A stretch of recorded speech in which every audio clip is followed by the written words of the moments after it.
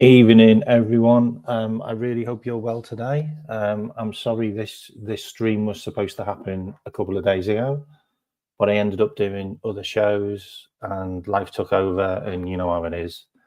But I finally got a bit of time, and I've got so many slides to go through. I really wanted to talk about transfers and meltdowns, not particularly contracts. But I also wanted to go through just a couple of things about the league, a couple of things about some of our players, and I also wanted to do a squad builder for next season. And I also thought it was really important to take a look at how Arnie Slot's previous teams differ from this team now, because Arnie Slot is going to go back to the way he did things with Feyenoord and AZ Alkmaar and Canberra, because that's how Arnie Slot has played his football, became the manager he is today, or coach today, is by that type of football. And I don't think he does that with Liverpool because it's not his team. And we're going to win the league.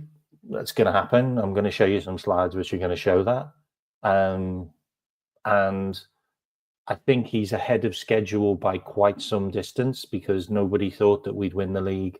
Every single pundit said that Liverpool would either finish fourth or would either finish outside the top four. That's just a fact. Like, you can look at all of the punditry, all of the commentators all said it. Nobody said that they'd have Liverpool winning the league, and no one said that there'd be 8 games left to go, 9 games left to go, and Liverpool would be 12 points clear. No one said that. So he's way ahead of schedule. He signed 2 players. One of them was an opportunistic signing in Chiesa, because of the links to Italy and the fact that he was available for around 10 million quid. He was just another player that you can add to the squad. Whether it was going to work or not was irrelevant. If it doesn't work, we can flip it around and probably make 15-20 million off him. And then the other signing was Mamadashvili, who is a top goalkeeper. Not had a great season, but he's still quite young in goalkeeping terms. I think he's 24. He's recently come out in an interview as well and said that he's going to Liverpool to fight for the number 1 position. He doesn't expect to be number 1, but he's going to fight for the number 1 position. And I think that's really telling, because he's going to have to, because Alisson will be the number 1, and eventually he will take over Alisson's position. And Alisson's injury prone, so Alisson's injured now. He got concussion in the Brazil game. So at the end of the day, look, Mamadashvili's coming to Liverpool next season. Queven Keller's not going to be there. Jaros is probably going to leave as well. So it's going to be a case of Ali number 1, Mamadashvili number 2, and then third choice goalkeeper could be a number of goalkeepers, young goalkeepers coming through our Yanks. It could be Miskor, who's been in the team quite a few times, who's a Polish kid, or it could be Harvey Daves. But I think Harvey Daves will probably end up going out on loan again, or he might even get sold. But he looks like a good goalkeeper, but he's still young. Anyway, that's I kind of rattled off there. Sorry. If you haven't liked and subscribed, please do. I haven't done a show for a while. It'd be good to get some new subscribers. If you've got any comments, please put them in the chat. I always try and reply. And one of the main things that I put in there is, it's only the league. Like, the narrative's already out that, oh, we went out the Champions League. We went out the Champions League on penalties. Okay. Like, it was a penalty shootout. Anyone can lose a penalty shootout. And let's be honest, PSG could possibly win the Champions League. If anyone's going to give Real Madrid a run for the money, it's probably going to be PSG. If anyone's going to give Bayern Munich, Inter Milan, if anyone's going to give those guys, Barcelona, a run for the money, it's probably going to be PSG. So let's not dilly-dally about it. Like we got knocked out on penalties by a team that can quite possibly win it. So I'm fine. I'm not going to lose any sleep over it because it's always been the league for me. We got beat by Newcastle. Okay, like Newcastle beat Arsenal. Newcastle beat Manchester City. Newcastle actually, I think they got a draw with PSG. You know, Newcastle are a very good team on their day, and it's a cup final. Somebody's going to lose a cup final. Like it's a knockout competition. Look, they were better than us on the day. They had better tactics. They prepared well. Guess what? They could, because they weren't in any other competitions.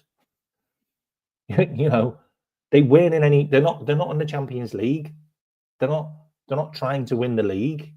Like they're not in any other competitions. Like we had a double legger with PSG in between a vital game against Southampton, who are fighting for their lives, and we've just come off the back of 15 days, 5 games, where we had Everton, Manchester City, Newcastle, like Aston Villa, back to back, really tough games. Newcastle didn't have that. Newcastle had 1 game a week. You know, they didn't have Europe. So, yeah, Eddie Howe can put all his eggs in one basket, and guess what? He did. And he come up trumps. And he won the Tin Pot Cup that I really couldn't care less about. If Liverpool had won it, we'd have won it 3 times in 4 years. Let that sink in. We'd have won it 3 times in 4 years. You know, does it mean that much? Possibly not. But the league does. It puts us back on the perch. 20 titles with Manchester United, with 20 titles.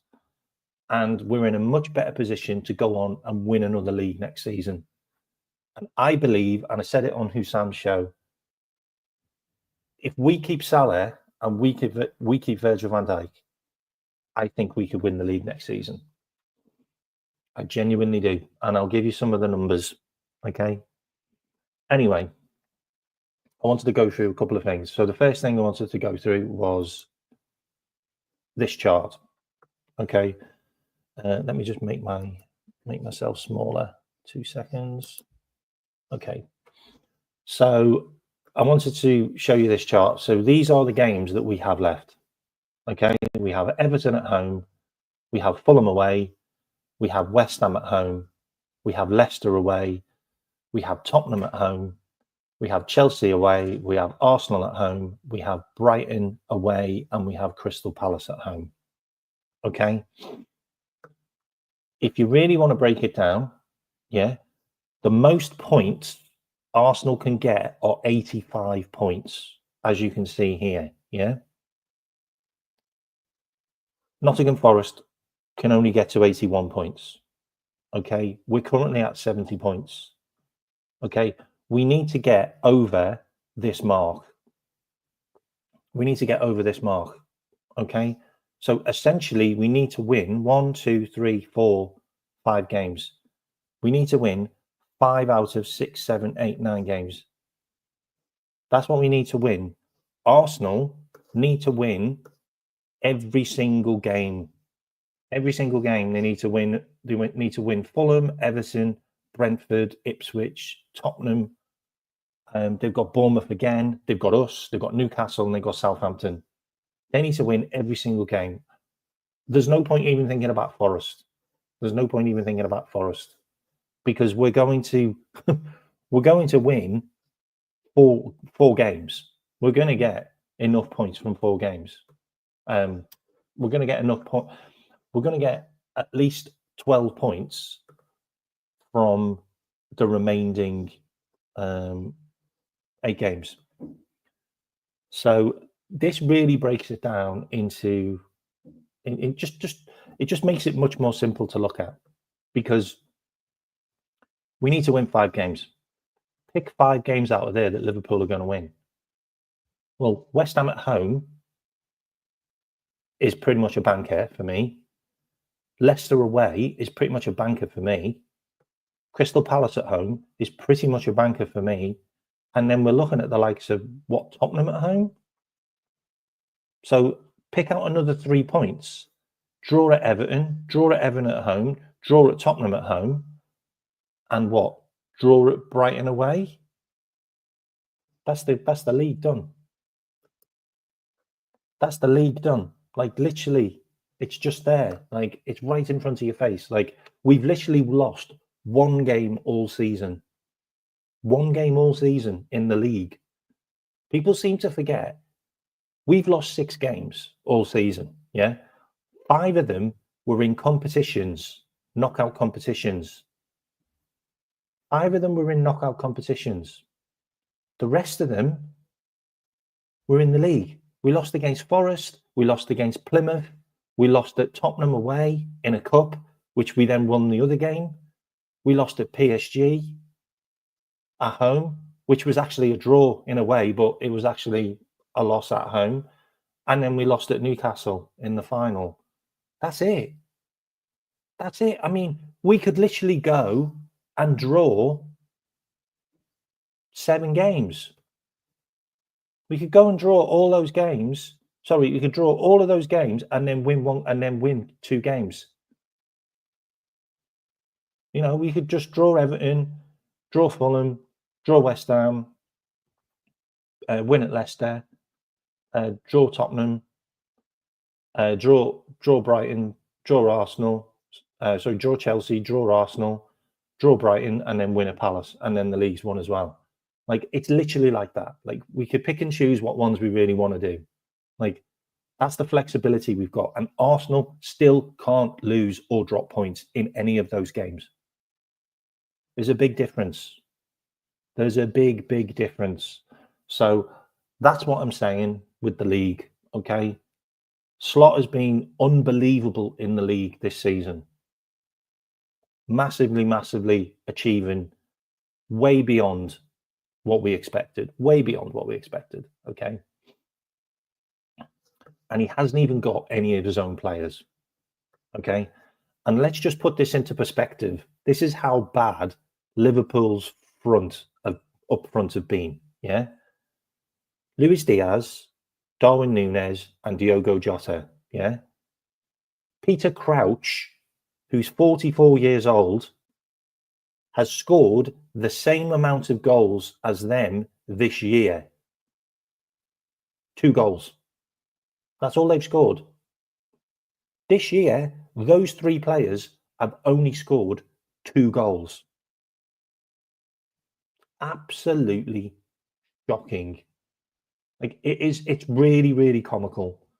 Like, Arsenal have got a midfielder called Moreno that they put up front because they haven't got any forwards.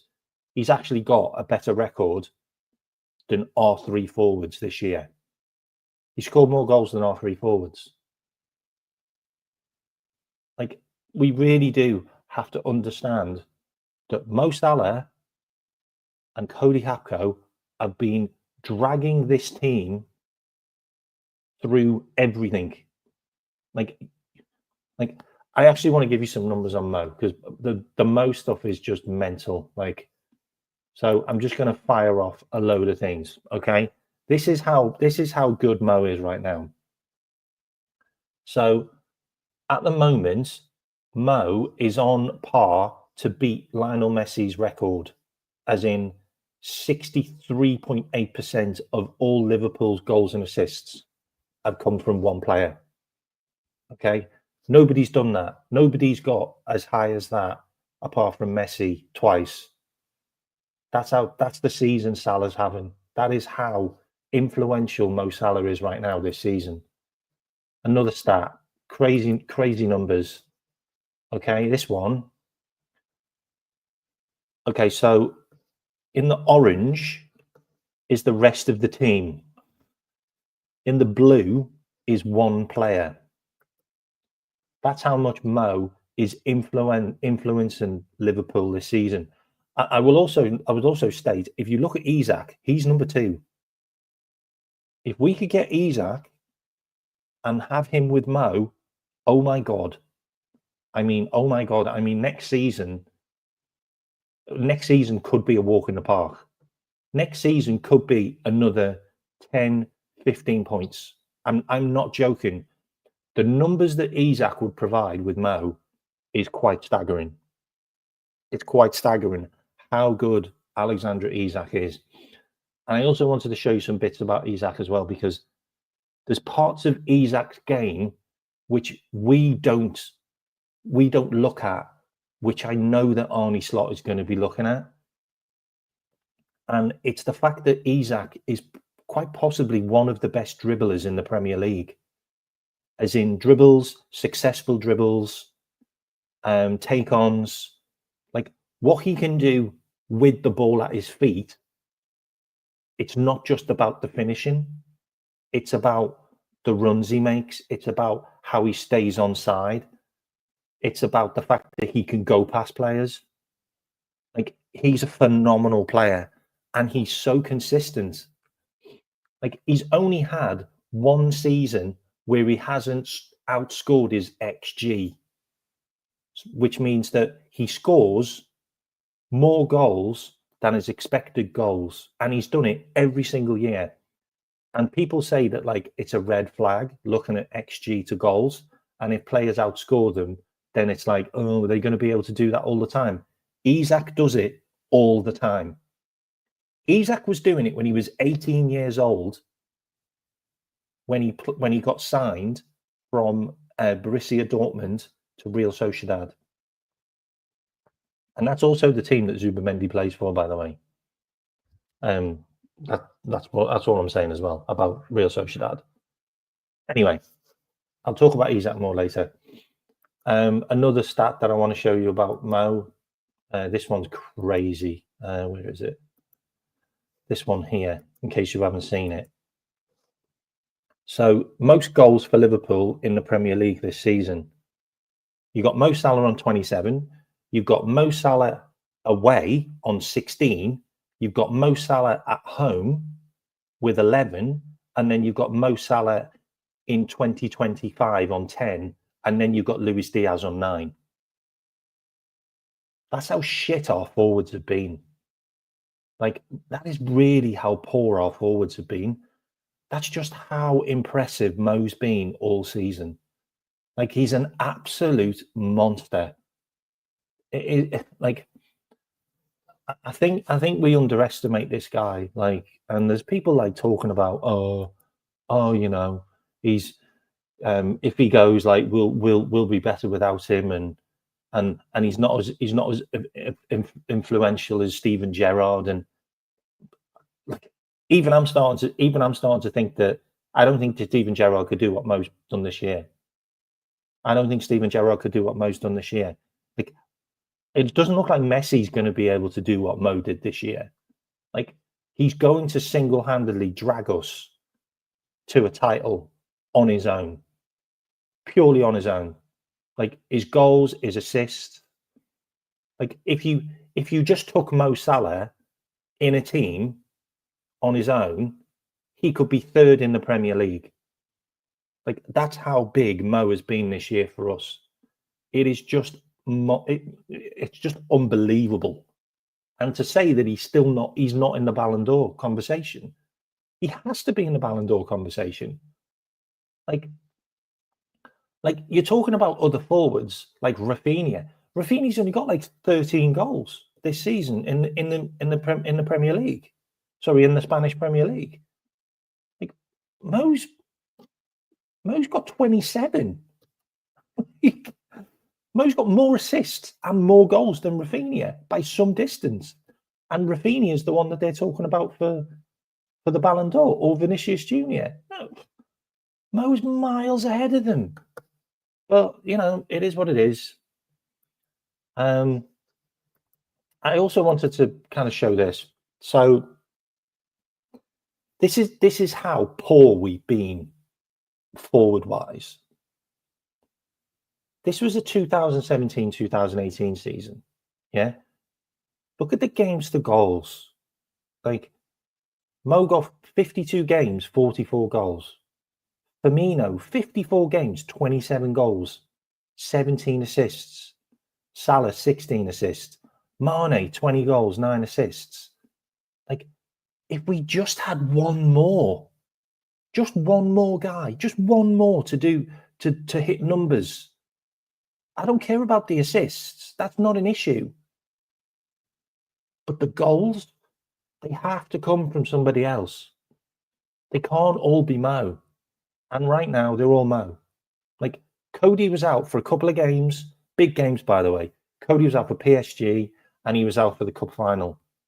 We missed him badly, like really badly. Like the numbers have dropped off because Cody's not on the team. Because Mo's got no one. You can't trust his forwards. There's no point crossing it to Jota in the cup final because he spooned it over the bar. Like, Mo put it on a plate for him.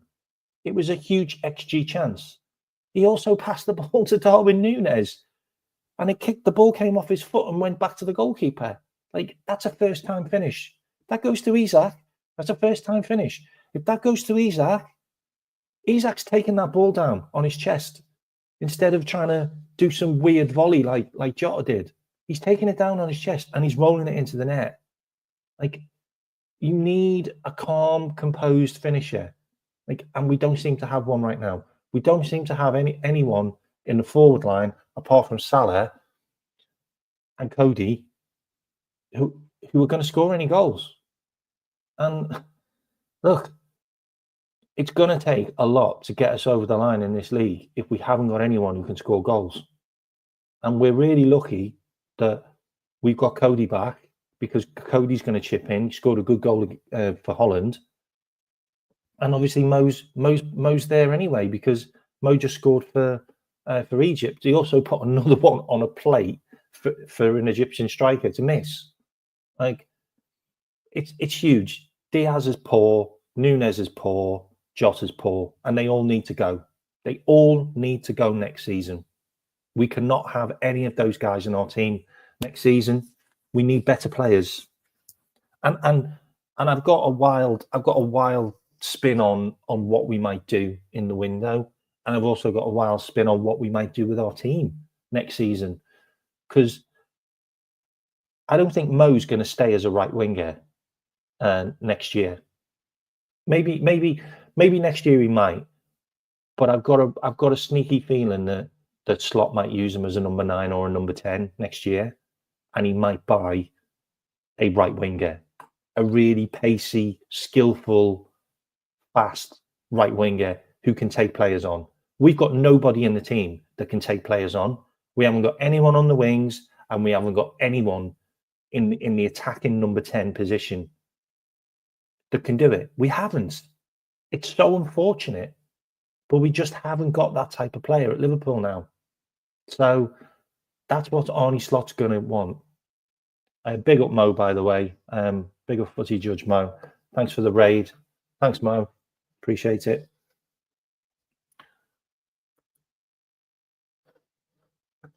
I also wanted to touch on this as well because I'm just fed up of hearing it. Liverpool have only done what we've done because of lack of injuries. Look, we've still had 19 injuries in our team. Arsenal have had 25. Okay, so I'm not having Arsenal saying, "Oh, we haven't been able to compete because we've had loads of injuries." Well, look at Brighton. Brighton have been absolutely decimated, with 36. Aston Villa 32, and they're still there or thereabouts. Like, Arsenal have had 25, we've had 19. Okay, I'm not having that. All right. Also wanted to show you this as well because I think it's crazy. Calafiori has done the exact same injury that he did for Italy that he did for Arsenal. And it looks like he's going to be out now, potentially for the rest of the season. So that's another one that Arsenal have got. I mean, to be fair, there's a reason why we probably didn't go for Calafiori, and it probably was because of his injury record. It's not a great. He hasn't got a great record for injuries. Okay, so what did I want to look at? Okay, so what I wanted to do is, hang on, why can't I share that screen? 2 seconds. Hang on, I need to reshare the screen. 2 seconds. Okay, so I wanted to do a builder for next season. Okay, where are we? Yeah. Okay, so I wanted to do a team builder for next season. Okay, and while I'm doing the team builder, I also wanted to look at a couple of players. Okay, so it's pretty obvious that we're going to get at least two. I think at least two forwards. I think that potentially we could get maybe 100 and 125, maybe 130 million for Nunes and Diaz. Like, I genuinely believe that we're probably going to get another Saudi raid. And if you remember, when we rebuilt our midfield, we rebuilt our midfield on Saudi money. Like, we got money, good money, for Fabinho and also Jordan Henderson. Like, we were quite lucky to get that money for those two players. So if we're going to get more money, then we're probably going to get some for Nunes and probably for Diaz. And my spin on it is, it looks like we probably spent 64 million. Sorry, 74 million on Darwin Nunes. Because if we have all the add-ons, one of them was winning the Champions League, and I think that was 10 million, which meant that the add-ons take it to 84 million. But we haven't won the Champions League, so I think it's at about 74. So I think we'll probably get 75 million for him, and that's what Edwards was looking for last year. And we wouldn't let him go, and it looks like it's affected him, because he's kind of threw his toys out of the pram, and he's now doing stupid interviews in Uruguay saying that he wants to forget about Liverpool. Well, we can forget about him because he's getting flogged. So if he goes to Saudi Arabia, that's 75 million. I believe 75 million.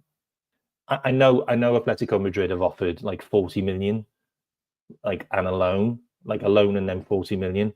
It's just not going to happen. Like, we'll sell him for what we bought him. That's how Edwards and Hughes work.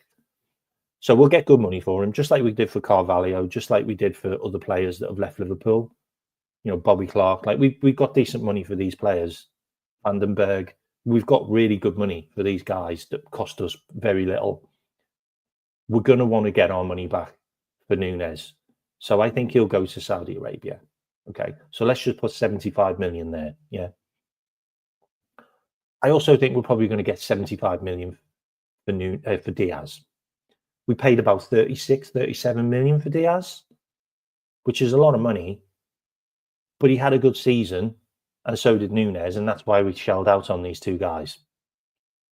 I think we're going to make some money off him. So I think he is a high value commodity.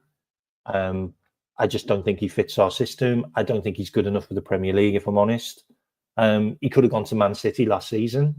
We offered money for Alvarez, and they wanted Diaz and money, and we said no because we wanted to keep Diaz. For me, it's a big mistake. I'm not a Diaz fan. I have never been a Diaz fan. He doesn't suit our system. He doesn't suit slot system either. So we'll probably sell him. Yeah. So you're looking at 75 million each. So you're looking at 150 million. Like, that's a lot of money. Okay. You can say Isak will cost 150 million. Yeah. Okay. So you get rid of Nunes and you get rid of Diaz. Yeah. Only one of them right now is a first team player. Okay. Only one of them is a first team player. And at this moment in time, neither of them are first team players, because Cody Gakpo starts and Diogo Jota starts, and then you've got Salah. So you've got your 3 starting forwards in that team. Darwin Núñez doesn't start, and Diaz is either in or he's out, but he's not been a regular. So Cody Gakpo got form, and now Slot picks him all the time. He's obviously injured at the moment, and he's coming back now, but he will be in the team. And the only reason Diaz has been starting in the middle is because Núñez has been poor, Jota was injured, and he's had to rotate. So if you're going to get 150 million for 2 players, I would spend that on Isak, and I would be 1 player short. But are we really that bothered? Because Núñez, for me, wouldn't start. Like, he wouldn't start next season. He's not good enough. He doesn't score any goals. He doesn't assist anymore. You know, he completely frustrates me, drives me nuts. So take Núñez completely out of the squad. Just take that player out of the squad. Does Slot really need a 7th forward or a 6th forward? Does he need to play with 6 forwards? Does he need 6 forwards? You have to ask the question. Like, you know, Jurgen did, but does Slot need 6? Maybe he only wants 5. So if he only wants 5, then his forwards are going to be Cody on the left. If he signs Isak, Isak has his 9, Salah on the right, or Salah as a 10. Yeah, it's an idea. Salah could play as a 10. We talked about it. He looks fantastic when he's in possession, you know, and he's floating around that zone 14 position.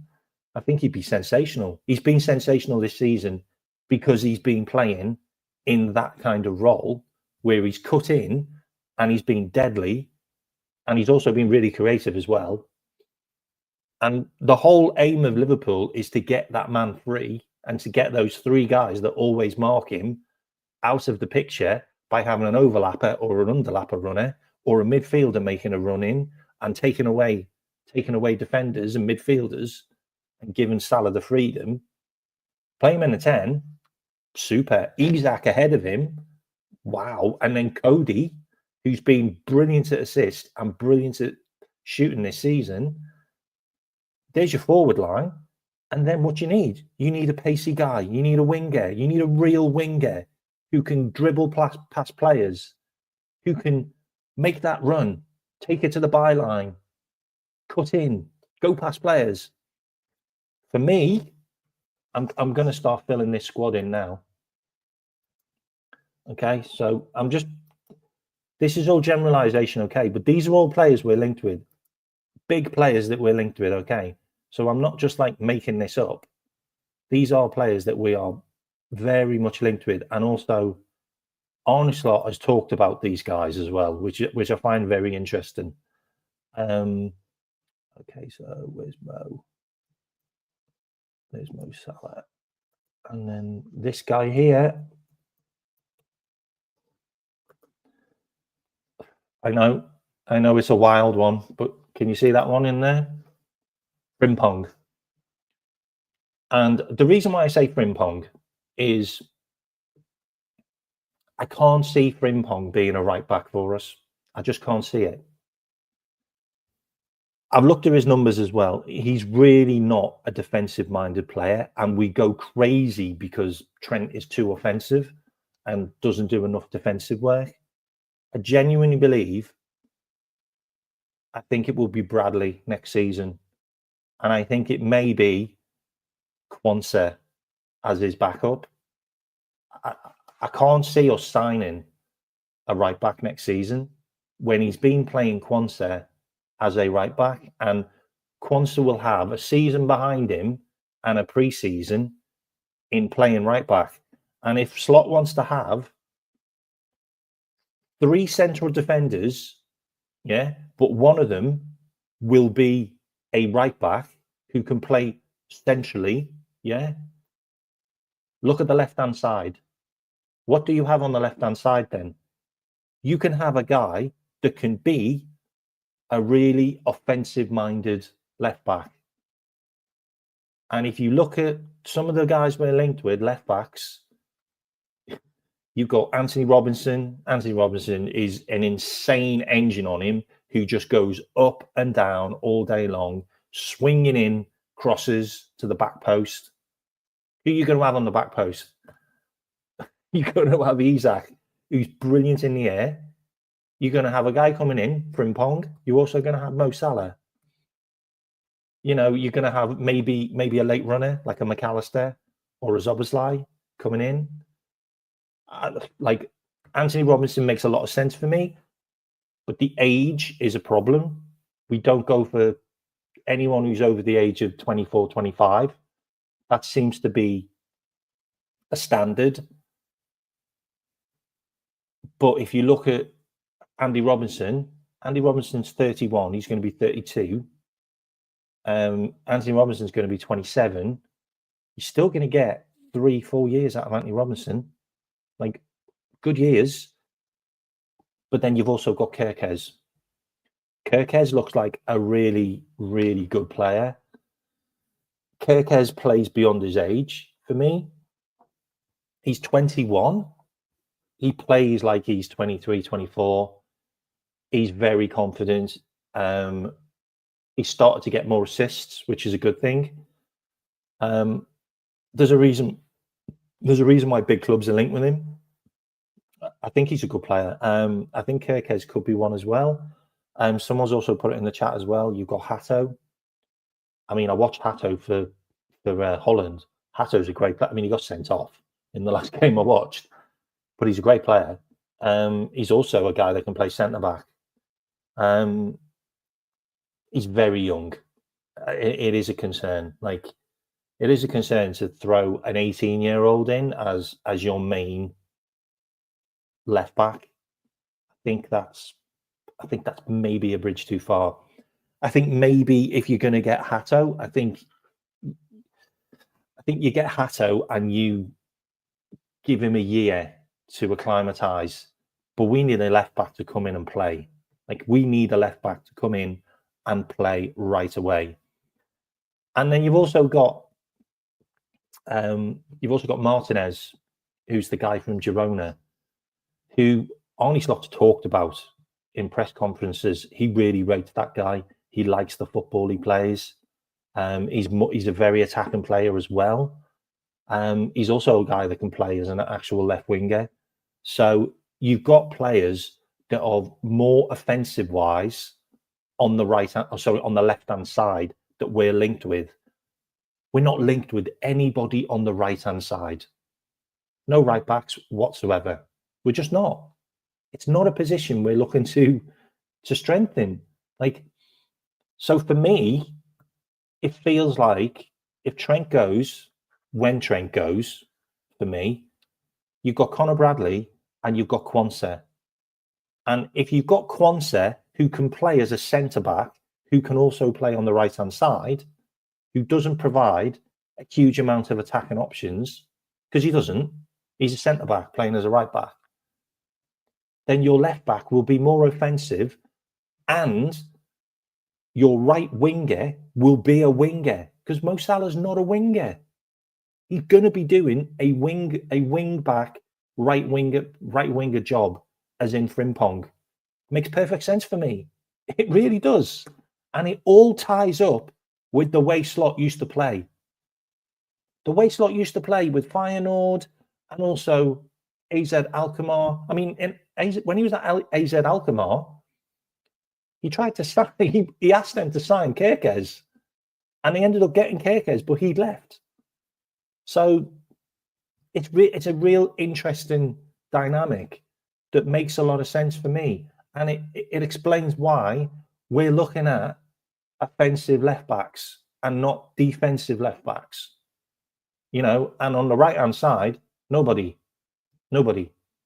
Conor Bradley has picked up a few injuries. I'm not going to lie. Like, I'm genuinely not going to lie about that. Like, that kind of could be a concern, but he's still 21 years old, and he's still a very good player. Like, he's still a very good player for Liverpool, and he's more defensive minded. And I feel like him and Quansah could easily do a job there. And if you've got Frimpong, you're going to be getting chances. He creates a lot of chances. He gets assists. He scores a bag full of goals for a right back. But he's not he won't be a right back for us. He would be, I think, a right winger who could also come in and do a job defensively as well if it's needed. Yeah, we are also linked with Giovanni Reid. Giovanni Reid's 18 years old though. AA, like he's a really young kid. Like I do think we're probably going to get 5 or 6, maybe even 7 players in, and I do think that there's going to be a few which may well be youngsters that are going to be bedded in and maybe even sent out on loan. Also Wesley, yeah, I understand that. Wesley looks good. I actually think Van der Sen's better, who plays for Monaco. I think he's sensational, Van der Sen. He's a really good player, who we've been linked with in the past. But yeah, maybe Wesley, but I just don't see Liverpool signing South Americans. I just don't see us signing South Americans from South America. It's just not a thing we've done. Like it's really not a thing we've done in a long time. I think once we maybe look at the second club model, the multi-club model, I think maybe we'll start looking at, Ecuadorians and South Americans and Argentinians, like Manchester City and Brighton and all of those guys do. But they've all got more clubs. They've got clubs they can send them out on loan to. You've got Brighton who can send them to Belgium. You've got Manchester City who can send them to France, to America, to bloody Spain. Like they've got clubs all over the place. Look, if you're not a fan of Frimpong, then that's fine. But Arne Slot is a fan of Frimpong, like 100%. And everything points at Frimpong for me. And we don't have any wide players that do what Slot really wants them to do. Like Diaz doesn't do it. Cody Gakpo doesn't really do it to a certain extent. Mo doesn't do it. Like none of them are skillful wingers that can dribble past players, that can take on players. We haven't got guys that do that. Like Arne Slot had wingers at all of his clubs. He had multiple wingers at his clubs, and he signed them for a reason, because he likes wing play. He likes people to go beyond the defenders, and he likes the ball to get cut back into the zone 14 position. And all of the chances and all of the goals are scored from the zone 14 position. Like he was a master at doing that. And most of the best goals we've scored this season, funny enough, some of our best goals this season have been scored in the zone 14, like which is the area just outside the penalty box and just outside the actual D. Like there's a rectangular piece just outside, and we just aren't doing what Slot has done before. Like what he's doing with us now is he's getting us over the line. Like he's evaluating the squad. He's seeing what players are going to be able to work in his system, and he's already found out flaws in lots of positions. And he can already see that, there's plenty of players that need upgrading. He can see that. Like his midfield isn't being the midfield that he wants, which is why he went for Zubamendi in the first place, because he needs a combative midfielder that can quickly go past the player and play a really decisive pass. But he hasn't got anyone in the 10 position who can take people on. He's got nobody. He's got no players that can run past a man, dribble past him, take the ball past him, go beyond a guy and get into space. He's got nobody who does that. He hasn't got any guys that can play a killer pass, like a really killer pass that can like take out players, take out areas of teams. We've got long ball. We've got transition, which is not what Slot plays either. Slot doesn't play transitional football. All the goals we score this season have been transitional football. How many goals have we scored this season when the opposition's been in our box? Or we've had a corner, we've had a free kick, and we broke. Most of our goals this season we've scored in transition. That's not slot football. Like, and he's come out and said it. He said, I didn't really need to change that much. But I know why he didn't, because he hasn't got the players that can do it. And that's a big difference between Liverpool and Manchester United this season. They got a manager in that wanted to change everything because he's like, I can't play this football. Like, I can't play Ten Hag football. Like, these guys don't play the football I want. And look at Manchester United. They're all over the shop. Like, Slot came in and he acclimatized to what was already there, and he's getting the best out of what is there, and he's going to pull a Premier League out of the bag because of it. But next season, we are going to be a different animal. We are going to be a different animal under Slot. We're going to have wingers. We're going to have more offensive players that can go past people. The signings we're going to make are going to revolutionize Liverpool, and they're going to be the evolution of Liverpool to take us on from Klopp to Slot. Because right now we still play 80% of Klopp football. And when the chips are down, players revert back to what they've known for the last 8 years. And it's pretty obvious. Like, you watch them. They do this panic, and then they start playing mad football again, and you're like, why aren't you doing what Slot wants you to do? Like, why aren't you being more possession? Why aren't you taking players out? Why aren't you using the structure of the team? Like, why aren't you making late runs? Like, why are you just hoofing it into the box? Why are you just trying to give it to Mo Salah every fucking 2 seconds? Like, that's the old way of how we used to play football. Like, we need guys that can take on the responsibility and go, you know what? I'm going to have a go. I'm going to take a man on. I'm going to be the hero. I want to score this goal. But you've got too many players that look to Mo. So one-dimensional still. Like, even though we've done so well this season, we are still one-dimensional. Like, we have been for a number of years. Since we lost Mane and since we lost Firmino, sorry. We really are. We don't trust our forwards. We don't trust Núñez. We don't trust Jota. And we don't trust Diaz. Like, Klopp didn't even trust Gakpo. Like, Jesus Christ, Gakpo was playing in midfield last year. Like, even Klopp said, like, I didn't know what to do with him. Like, needs to get his guys, needs to put his stamp on it and spend money. And I think the money's there. Anyway, I've had a little bit of a rant there. Apologies. Okay, so what I'm going to do is I'm going to actually put my squad in. Okay, so I've got Frimpong. You've got Alexis McAllister. You've got Ryan Gravenberch. I do think we'll get Kerkez, by the way. I'm pretty convinced we'll get Kerkez. You got Virgil van Dijk, you got Ibrahim Konate, and then you got Bradley, because I don't think Trent will stay. Okay.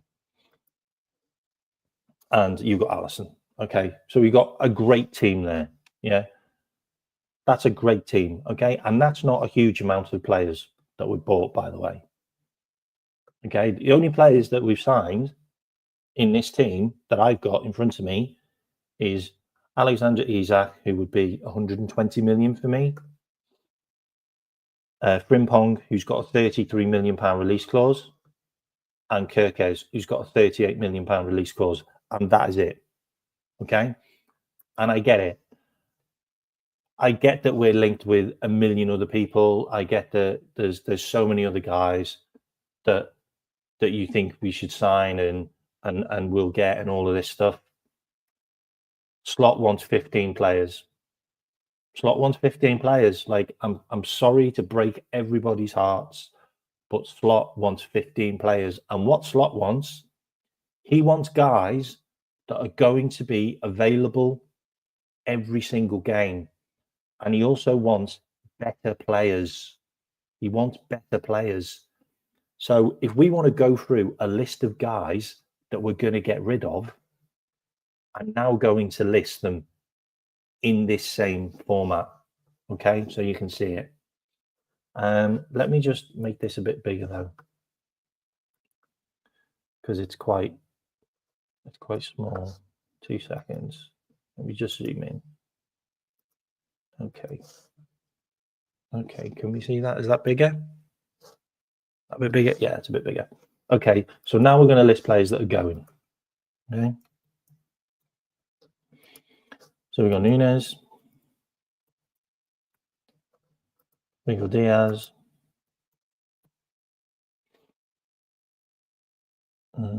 We got, how many Jotas are there? Oh yeah, we got Jota. We haven't got, actually we could probably put Doak in there, to be honest. I think Ben Doak's going to go.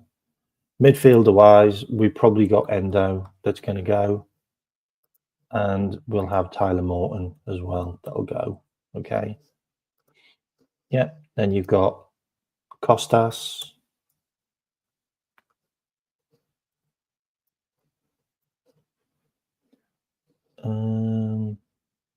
No, is it? Actually, can I just look at Liverpool's there? Yes, we've got Costas. We've got Gomez.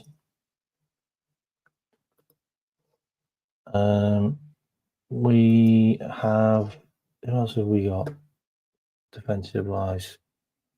I can't believe we've still got Nat Phillips.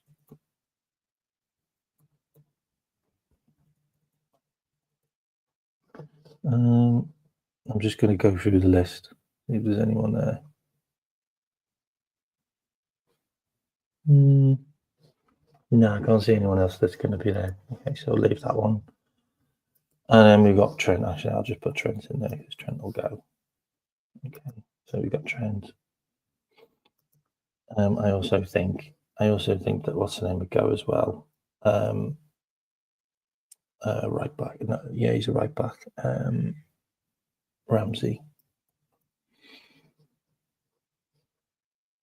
I also think Calvin Ramsey will go as well. And obviously we've got Queven.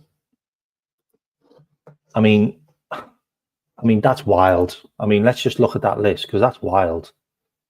So I've literally got an 11 that will all leave. Like they could easily all leave the club.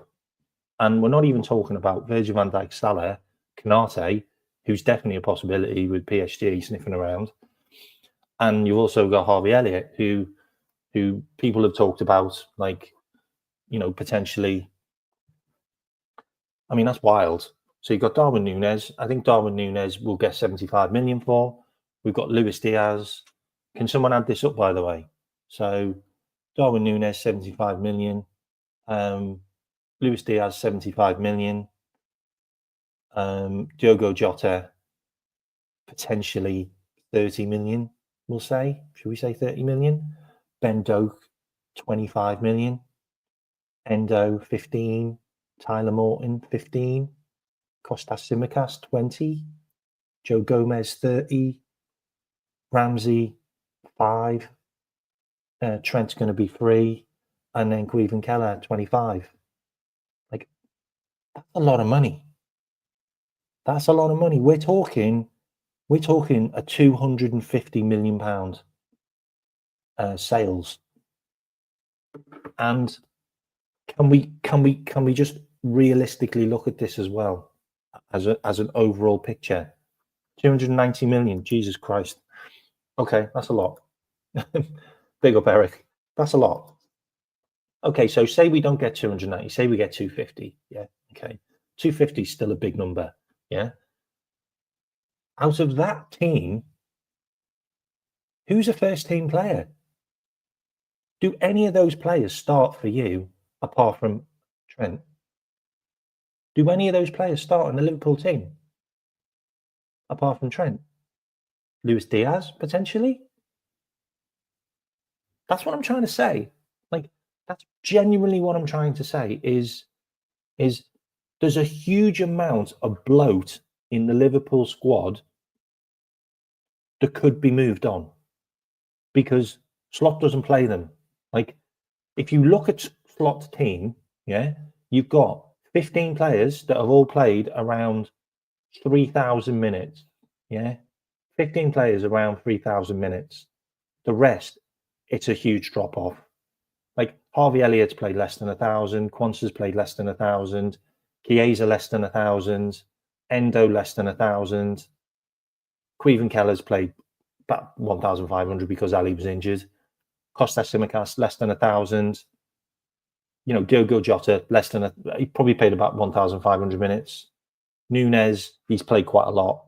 He's part of the 15, by the way. Nunes and Diaz and Trent are all part of the 15 who've all played over 3,000 minutes.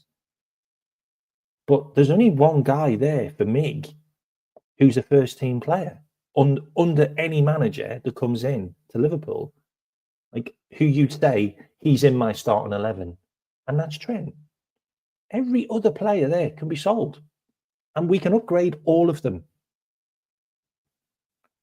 We've upgraded Keller by getting Mamardashvili. Like, there's your Keller replacement. Mamardashvili comes in. He was voted like the 8th best goalkeeper on the Ballon d'Or. Like he could potentially be a world-class goalkeeper. So you've got Mamardashvili. That's your guy to replace Keller. Done. You've got Connor Bradley, who's had a great season, had a great breakout season last year. He can come in and he can replace Trent. Yeah. Ben Doak, maybe he could come in and be back up, but we've already put a price tag on him. So he could be sold. If Crystal Palace had offered 25 million, Ben Doak would have been sold last season. But they went and signed another guy called Esse from Portsmouth, I think, for like 15 million. But he could have gone. He could be playing for Ipswich or Crystal Palace now, like Ben Doak. We were willing to sell him. Diogo Jota, we all know the slot has got problems with his injuries. So he could be gone. Endo will be 33, 32, 33 next year. He's clearly not good enough under slot. He can't play that role. He brings him on here and there. He didn't even bring him on in the cup final. Let's be honest. Like, we needed him in the cup final. If we didn't trust him in that, then he's never going to be a first teamer. He'll be sold. Tyler Morton, he just doesn't rate Tyler Morton. I think he's a good player, but Tyler Morton's also injury prone, so we'll sell him. Joe Gomez is just crocked. Like he needs to move for the benefit of his career, because he needs to be a first team player in a team. In like I don't know, like anywhere below 6th place, he could be a first team player. He could go in and be best central defender at Crystal Palace, Brighton, those type of teams. He'll be fine. Ramsey's never cut the mustard. He can go. Kostas Tsimikas just not good enough. He can go. Luis Diaz, people are sniffing around him. It looks like he'll move on. Potentially you've got all of those players there, apart from Trent, who's going on a free anyway, probably, who can all leave the club. And you don't think we can replace any of them? Yes, we can. Easily. We can easily replace some of those players. So you just want to pick out a midfielder, yeah? So let's just pick out a midfielder, okay? So we clear that squad and we start replacing them, because we've now got 300 million, yeah? We've got 300 million and we need to replace 2 positions, I would say, in the squad. Sorry, 3 positions in the squad for me. We need someone up front, a number 9, yeah? We need a right winger, because I want to play Mo Salah in the 10. Yeah, that's my spin on it. Okay, because I think Frimpong would be a perfect right winger, but we can look at other right wingers, by the way, and potentially we can look at right backs. I've got a few we can look at. Potentially we need a backup centre back, because if Quansah's going to be the only guy behind Canate and Virgil, and also Quansah could be the right backup for Bradley. So maybe we do need another centre back. So I've got a few we can look at there. And we obviously need a left back. Yeah. My choices are Kirkes on the left, Frimpong as a right winger, and Isak up front. They're my choices. Okay. And I'm happy with Cody Gakpo to stay on the left. And I want Mo Salah to be on number 10. The midfield stays the same for me, with Dominic Szoboszlai being a rotational option with McAllister and Mo Salah. He could be rotational, but he can also play on the left or the right wing. So he's kind of like a utility player that plays everywhere. For me, that's how I would do things. And then obviously, centre back wise, I'm fine with those two because they're the best. They're the best two centre backs in the league, possibly in the world, like together. So I haven't got an issue with any of them. And Ali would be a goalkeeper, yeah, with Mamadashvili fighting for that. Okay. So there's plenty of players we can look at, and I want to go through a few now. Okay. Okay, so let's look at some players. So let's look at Frimpong. Yeah. So this is Frimpong stats. Okay. So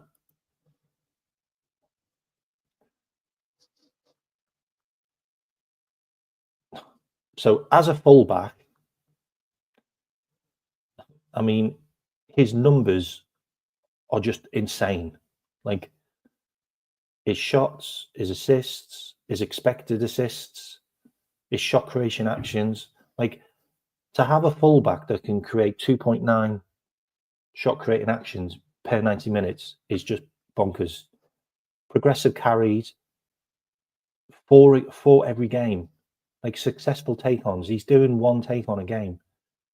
He has 6 touches, progressive passes, recovery. Like he's just a monster attacking wise. He really is. Defensively, he's not good enough. Like, he's just not good enough. He doesn't win enough aerials. He's not involved in clearances, which is an issue. But he does play with a back three, and one of the central defenders is really centrally located, like covers the right back area quite a lot. And then you look at him as a winger.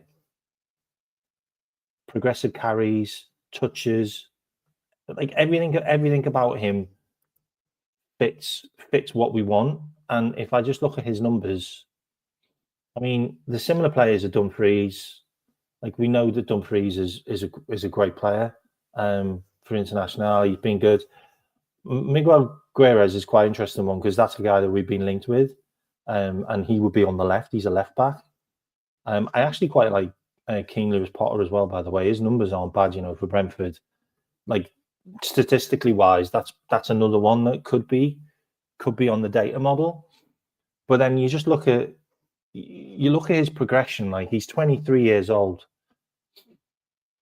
He very rarely misses a game. He's got 4 goals. He's got 5 assists this season. They've not had a great season. They've not been as dynamic as they were last year. They've kind of been found out a bit. Teams have kind of clicked onto the way Xabi Alonso plays. But last year, 9 goals, 7 assists, 8 goals, 7 assists. Like he's got the numbers, and I get it. I mean, I get the fact that we need Mo Salah numbers from the right wing. We really don't, because Mo Salah will be in the number 10 or be in the number 10 position. So the Mo Salah numbers will be coming from the number 10, who can play more over to the right hand side of the zone 14, which is where he's deadly. So you're looking at a guy that's there to dribble, that's there to run, that's there to get the ball to Mo, and he's also there to take away a lot of the players that are going to be marking Mo by just taking them out of position, by running beyond them, by dribbling the ball past them and then cutting it back to Mo, who can just score. Like there's going to be a lot of that, and I feel Frimpong can give you that. But he can also do a bit of defensive work as well, because he can do it. Okay, he can do defensive, but he's just not being defensive. Okay, but he can do it because he's played at right back in his career. Okay, he's also homegrown as well, by the way. So I think that's a really interesting point. Like, I want to show you Cherki's numbers because they're terrible. Like, they're really terrible. Like, Cherki's numbers are really not good. And he's just not played enough football, Paul. I mean, we need to have guys that have done at least 100, 150 games. Like, We're not signing projects. Like, we need players that can statistically work in systems dynamically, and they can play in a number of positions, and they're proven. Like this is the whole thing that we need to understand with Slot is he wants 15 players that can come into the team and hit the ground, and they can come out of the team, and then they can go back in, and they're always available, they're always fit, and they're strong, reliable players, like day in, day out, been there, done it, like, and potentially won stuff. And that's also some of the guys that I want to look at. Okay, so that's the Frimpong bit, yeah. And Frimpong's also homegrown as well, so he takes up a quota, which is great, because we're going to have an issue, because we're going to lose a lot of homegrown players. So that's Frimpong, and he's been around for a long time. He came from Man City's academy, by the way. That's all we really need to know as well. Played in Celtic, and then he smashed it in Leverkusen for a long time. He's also really good friends with Ryan Gravenberch, and he's Dutch. Like, we've got a huge Dutch contingent. Like, you also have to look at the XG, like his XG and his XG for assisted goals. He's providing really strong numbers. Like, the season before, he was off the scale. Like, you know, but he'd be in a better team. He'll be in a more structured attacking team, which means that his numbers probably will increase. So we have to look at that. And he's played 126 games for Leverkusen. Like, he's got 22 goals and 25 assists in 126 games. That's potentially a right back. Like, they're great numbers. They're kind of Trent numbers, if I really want to be honest. They're really Trent numbers, and we need a replacement for him. We need someone to be that creative outlet. He could be that creative outlet. So that's where I'm going with that one. Another guy I want to look at is Benjamin Sesko. Okay, so we're obviously looking at forwards. I wanted to just touch on Sesko, because I don't think Sesko is stylistically a player that will suit Arne Slot.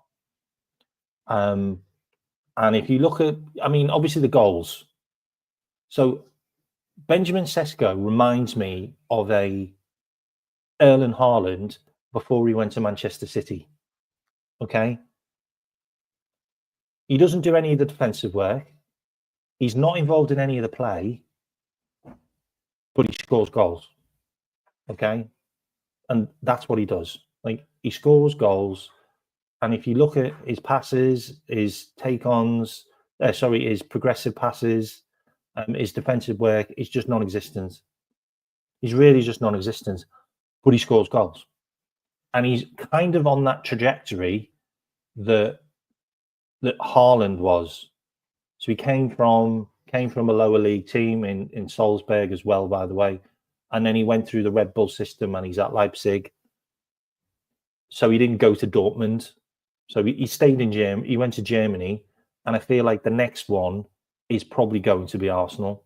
Like, and do Arsenal play for a Haaland to be effective in their team? That's the question you need to ask. Do they play with a number 9 who doesn't get involved in anything apart from putting the ball in the onion bag and not having many touches and not being involved in the build-up and not doing anything defensively? Like, that's the question you need to ask yourself. And is that something that could work under Slot? Like, could he have a guy that just does that for Liverpool? And I don't think he does want that. I think he wants a guy that can be involved in defensive work, in structurally maybe building up the play, like maybe being more involved in, which is why we played like false nines, so to speak. which is why I think Alexander Isak is just perfect. Like everything about him suits Liverpool down to the ground. Like he's my number one pick. Like if you're gonna spend big, you go on Isak or Alvarez as well. By the way, and I want to talk about Alvarez as well. I want to talk about Alvarez as well. So that's what I think would suit an Arnie slot system. But we can look at Sesko now. So Sesko, he's been great. I mean, he really has. Look, he got 14 goals in his first season for Leipzig as a 20-year-old. 2 assists. His XG, he went way over his XG. Eight goals he was expected. He scored 14. I mean, before that he was at Salzburg and he scored 16 goals when he was 19. Now he's 21. He got 10 goals and 5 assists in 25 games. I mean, they're good numbers. He's not a penalty or a free kick merchant either. I think he's probably an Arsenal. He's probably going to be that Arsenal player for me. I also think that, I mean, personally, he hasn't got a release clause, and I also think that he's going to cost a lot more than we think. Like we seem to think that he's going to go for like 50 million. Like I just don't. I think he's going to be 70, like maybe even 80. Like Leipzig aren't a team that sell cheap. Like they just aren't a team that sell cheap. Like we got Dominic Szoboszlai for 60 million because he had a release clause. Right, that was just, he had a release clause. Like he would have been sold for a lot more if he didn't have a release clause. Like the Simmons transfer, he's going to go for a lot more. Like he doesn't look like an Arsenal player for me either. But I do see Arteta doing something mad and signing him. Like he looks like an Arsenal player. You do think he looks like an Arsenal player? I don't think they play the system for him. I don't think they play the system for him.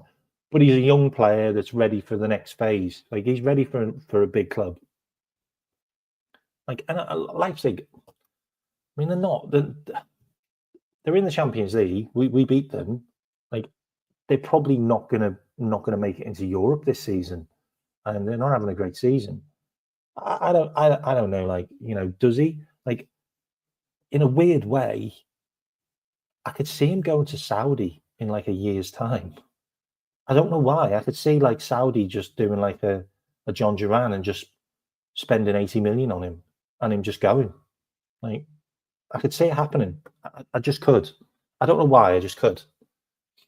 So that's Sesko.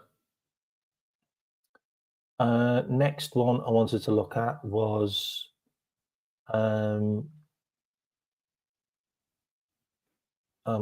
picking out strikers. Sorry, 2 secs. Okay, so next one I wanted to look at was Cunha. Everyone's talking about Cunha. So he's going to be 26 soon, which I think that kind of takes him out of our scope. His numbers are good. Like his numbers are good. Like 3 shots a game, shot creating actions 3 a game. Not very good at the at passing. His progressive passes are decent. Successful take-ons 2 a game, not bad. Doesn't have a huge amount of touches in a game, but has quite a lot of touches in the penalty box, which is also good. He's not really a defensive guy, to be honest. He's kind of like Madueke, really. That's a bit of a disgrace. Being compared with like Morgan Rogers and Danny Olmo, and I mean, Klaubert's having a fantastic season. Pulisic has been unbelievable. Like, I'm a big fan of Pulisic. I think he's a great player. We just have a look at his career. So he's got 13 goals this season. His XG for those goals is expected XG for those. Actually, no, I'm not talking about numbers because people are kicking off on me in the chat about talking about XG, so I won't. So I'll just talk about goals and assists. Okay, so he's got 13 goals and 4 assists in a Wolves team that are fighting relegation. Yeah. Season before, they finished 14th. Didn't do great last season either, to be honest. 12 goals, 7 assists. Okay.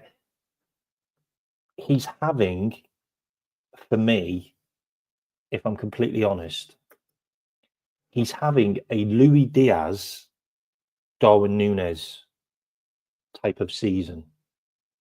Okay. The data is there, but I think he needs one more, if that makes sense. Like because before that, he was just non-existent. 2 goals, no assists. Season before that, La Liga, like he didn't even play. He played 11 games. Season before that, 29 games, 6 goals. Like, he's not got the numbers. He's not got the numbers for me. Like, he's having a good season, but he's outscored his XG by 5 goals. Like, his real numbers should be 9 goals. And if you're going to spend 62 million on a guy that scored 9 goals, then you probably keep Diaz, if I'm honest. Like, is he going to do anything else is he going to do more than Diaz? Like, I don't know. And he's 26. He's going to be 27. He's going to be 27 in a couple of weeks. So he's kind of hitting his peak, but he hasn't got peak numbers, if that makes sense. Does that make sense? Like, am I just like talking gibberish? Or does that make sense to people? That I think he needs another year, or he needs a bigger club for us to know whether he's worth a £62 million risk. Because we don't want another, just like you put it, KT, we don't want another Luis Diaz 2.0. We don't. And we don't want to sign a guy who's 27 and his numbers aren't going to get any better. Like, he's not going to get like 10 goals, more than 10 goals. And he's not really providing any assists either. Like, that's the worry for me. And if you're going to put Mo in the 10, which what I want to do, by the way, but if I'm going to put Mo in the 10, and we did go and get an Isak, where does Cunha play? Like, do you play him on the left-hand side? Because he's left-sided. He's not right-sided. Everyone thinks he's right-sided. He's not. He plays on the left. So he plays left, attacking midfield, or the number 9. So I don't know. Like, he's not a dribbly player. He's not pacey. Like, I mean, I need to show you Isak's numbers. Like, Kathy, they are frightening. Like, and he's really, really consistent. Like, Isak was scoring 16 goals in the La Liga when he was 18. Like, his numbers are there. Like, he is top draw. He's top draw now. I also wanted to show you his numbers as well, because I don't think he's got enough behind him either. Anyway, so that's kind of, and look, I'm a big fan of Cunha, by the way. I think he's a great player. Like, I get Bobby vibes sometimes off him, like when he's floating around and he's involved in the play, and then he gets everyone else involved, and sometimes he's on the end of it. Like, I'm a big fan of that. But he's coming from a poor team, and to be able to make that jump when you've not won anything and you've not been involved in anything, like, it's a huge jump. And I'm really worried that we could end up getting another Luis Diaz. And I also think we could end up getting another Luis Diaz with Mbeumo as well. I mean, there's a reason why Mbeumo didn't go to, like, no one from Saudi Arabia signed him, like, and there's a reason why no one signed him, like, even though he's been good for a couple of years, like, no big clubs have been in for him. So let me show you another player that we've been linked with. Okay, so Semenyo. So let's look at his numbers. Okay, so he's 25. He's just turned 25. So he's kind of at that age where he's got the potential. He's really involved in progressive carries, successful take-ons. He's a dribbler. He has a lot of touches in the penalty area. He has a lot of progressive passes. He's also involved in defensive work as well, which really ticks our boxes. But his assists, his goals, and his shot-creating actions are really not great. Like, he misses a lot of chances. He's kind of floats in between a lot, which Martinelli, Matomas, it's interesting that he's kind of around those players, Adeyemi's. They're guys that don't score enough goals. They miss a lot of chances. Like, even this guy here, who Everton were looking at getting, his numbers are shocking. So none of those guys jump out at you.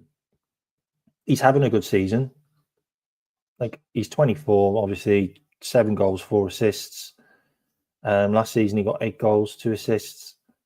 Like, he's played a lot of games as well, so he's got all those numbers behind him.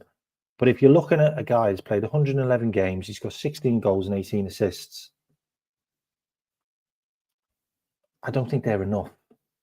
Like, I don't think they're enough numbers. Like, Frimpong's got better numbers, and he's not a forward. Like, you know what I mean? Like if you really want to delve into things, Dominic Szoboszlai's got better numbers at his previous club, and he's not actually a striker. So I think he's got potential, but I think he's too old. So I think he's going to be, like, we haven't got time to integrate that guy for a year and to risk spending 50, 60 million, another player, huge amounts of outlay. And he's not played for any big clubs. He's played for Bournemouth, Bristol City, and Notts County. Like, seriously. Like, I get he goes past players. He looks great on the eye sometimes, but he spoons a load over the bar. Like, he hits a lot of chances over the bar. I'm talking clear-cut chances. Like, he gives me... So he can do things that Diaz doesn't do, but then he does things that Diaz does, if that makes sense. So he's got elements of what I'd like Diaz to do more, but then the end product is like Diaz. Like, so he doesn't score enough goals and he doesn't get enough assists. He doesn't create enough chances. And he's 25 going on 26, and he's going to cost, same as Cunha. Like, I'd rather take Cunha than him, but he is right-sided. He does play on the right, so he would be an option. And he does do quite a bit of defensive work as well. He's also a guy that will go to AFCON, so you lose him as well. I don't know. I don't think he's that guy either that makes us a better team in it. So I think we need more quality there. I think someone who scores more goals and gets more assists, for example. I'm going to look at Gittins as well, by the way. I've got Gittins on here as well. If you don't like what I'm talking about, mate, just turn off. Just leave the channel now. Go on. Like, you're going to talk chat, mate, then do one. Or moderators, kick him out. I didn't ask you to come here. Okay, so I want to look at another player that we're linked with. Everyone's talking about João Pedro. Okay, have we got any fans of João Pedro in the house? Have we got any fans of João Pedro in the house? So let's have a look at him. 23 years old, great age. Another Brazilian. Played at a club that plays a lot of intricate football. Uses wingers, uses pacey wingers, skillful wingers. Plays in the number 9, stroke number 10 position. Everything about João Pedro screams out to me that he would be a perfect player for Arne Slot. Like all his numbers, everything. Like seriously, attempts a huge amount of passes in the game. His pass completion is unbelievable up front. Like it really is. Like we're talking Mo Salah numbers. Like he's so good at getting the ball to the right person. Progressive passes and carries are phenomenal. He takes players on. He has loads of touches in the penalty box every game. Progressive passes into the penalty box every game. He's also involved in interceptions and tackles. Like he is perfect for Arne Slot. He really is. And if you look at some of the guys that he's kind of around, Vinicius, Ekitike, who I'm going to look at as well, Marmoush, who we were linked with, Marcus Thuram, who we're also linked with, and also Ketelaere, who we're also linked with. Like his data matches some of the guys that we're linked with as well. His numbers could be better. Like they really could, but they kind of remind me of Bobby Firmino numbers. Like 8 goals, 6 assists, 9 goals, 3 assists, 11 goals, 4 assists. He's still only 23. Like he can go on from strength to strength. He's played 104 games. He's got 23 goals, 7 assists. Like when he that was at Watford. Sorry, for Brighton, he's got 54 games, 17 goals, 9 assists. Sorry, they're the numbers you need to look at. Brighton, brilliant numbers. He's only played 54 games. He's only started 39. He's got 17 goals and 9 assists. This one makes a huge amount of sense. Like he makes a lot of sense to the way we play football, to the way Arne Slot plays football. Like he really does. And there's a reason why we're linked with him. I think we've been watching him for years as well, by the way. Like I think we were probably watching him before he went to Watford. I think he will cost 70 million, 60, 70 million. I know people are saying like mad numbers, like for Brighton, but I think they paid 30 million for him. Like if they could double their money, I think they'd probably accept it. He's not on a huge amount of money. His contract runs out in a couple of years, so I don't think he's got a release clause. He might have a release clause. This guy makes a lot of sense. This guy looks like a much cheaper option than an Alvarez. There's also another guy that I really think is great and would also fit our system, who plays for Brighton, which I'm going to show you as well. So for me, I think João Pedro's another good option that would work. The numbers really look like he'd be a great player for us. Who else have we got? So we've got Jorginho Rutter. I'm a massive fan of this guy. I think he's a great player. You watch him play as well. I think he's sensational. He's also another French player that's on the cusp of the French national team. He has played for the French national team. So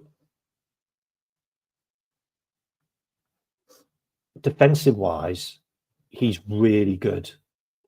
He doesn't play a huge amount, unfortunately. So his numbers aren't fantastic because he hasn't got a huge amount of data behind him. But if you look at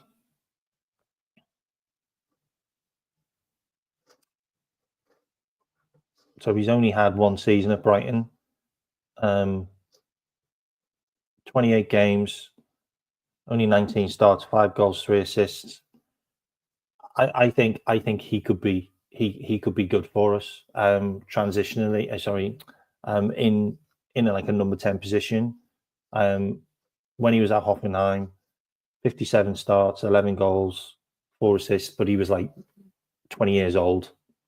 Went to Leeds, had a breakout season where he got 6 goals and 16 assists, and then he went to Brighton, but they spent a lot of money on him.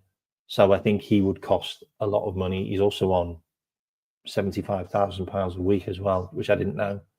I do like him. Like he's just a player that I think would work. And if you watch him, I think he's a good player.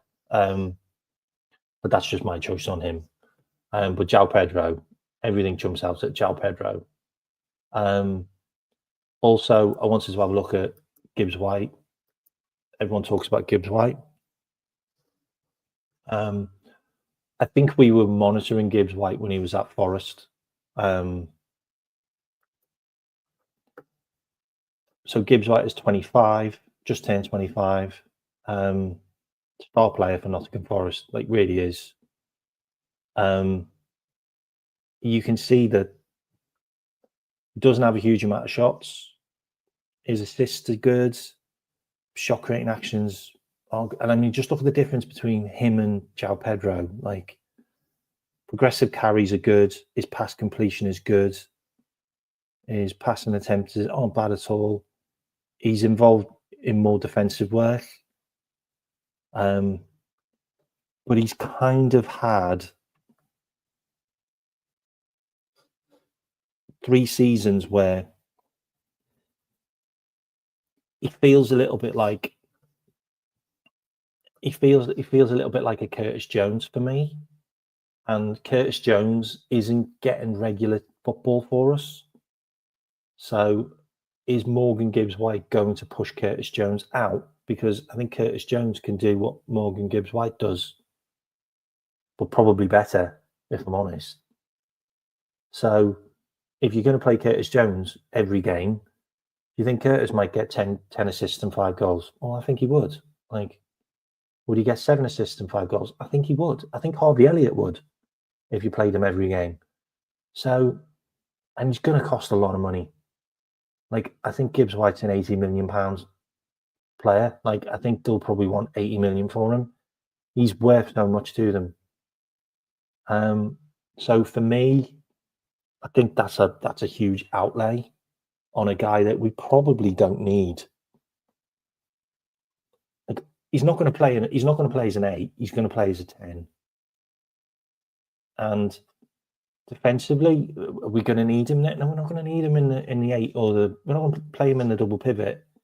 So Gibbs White's going to be the number 10.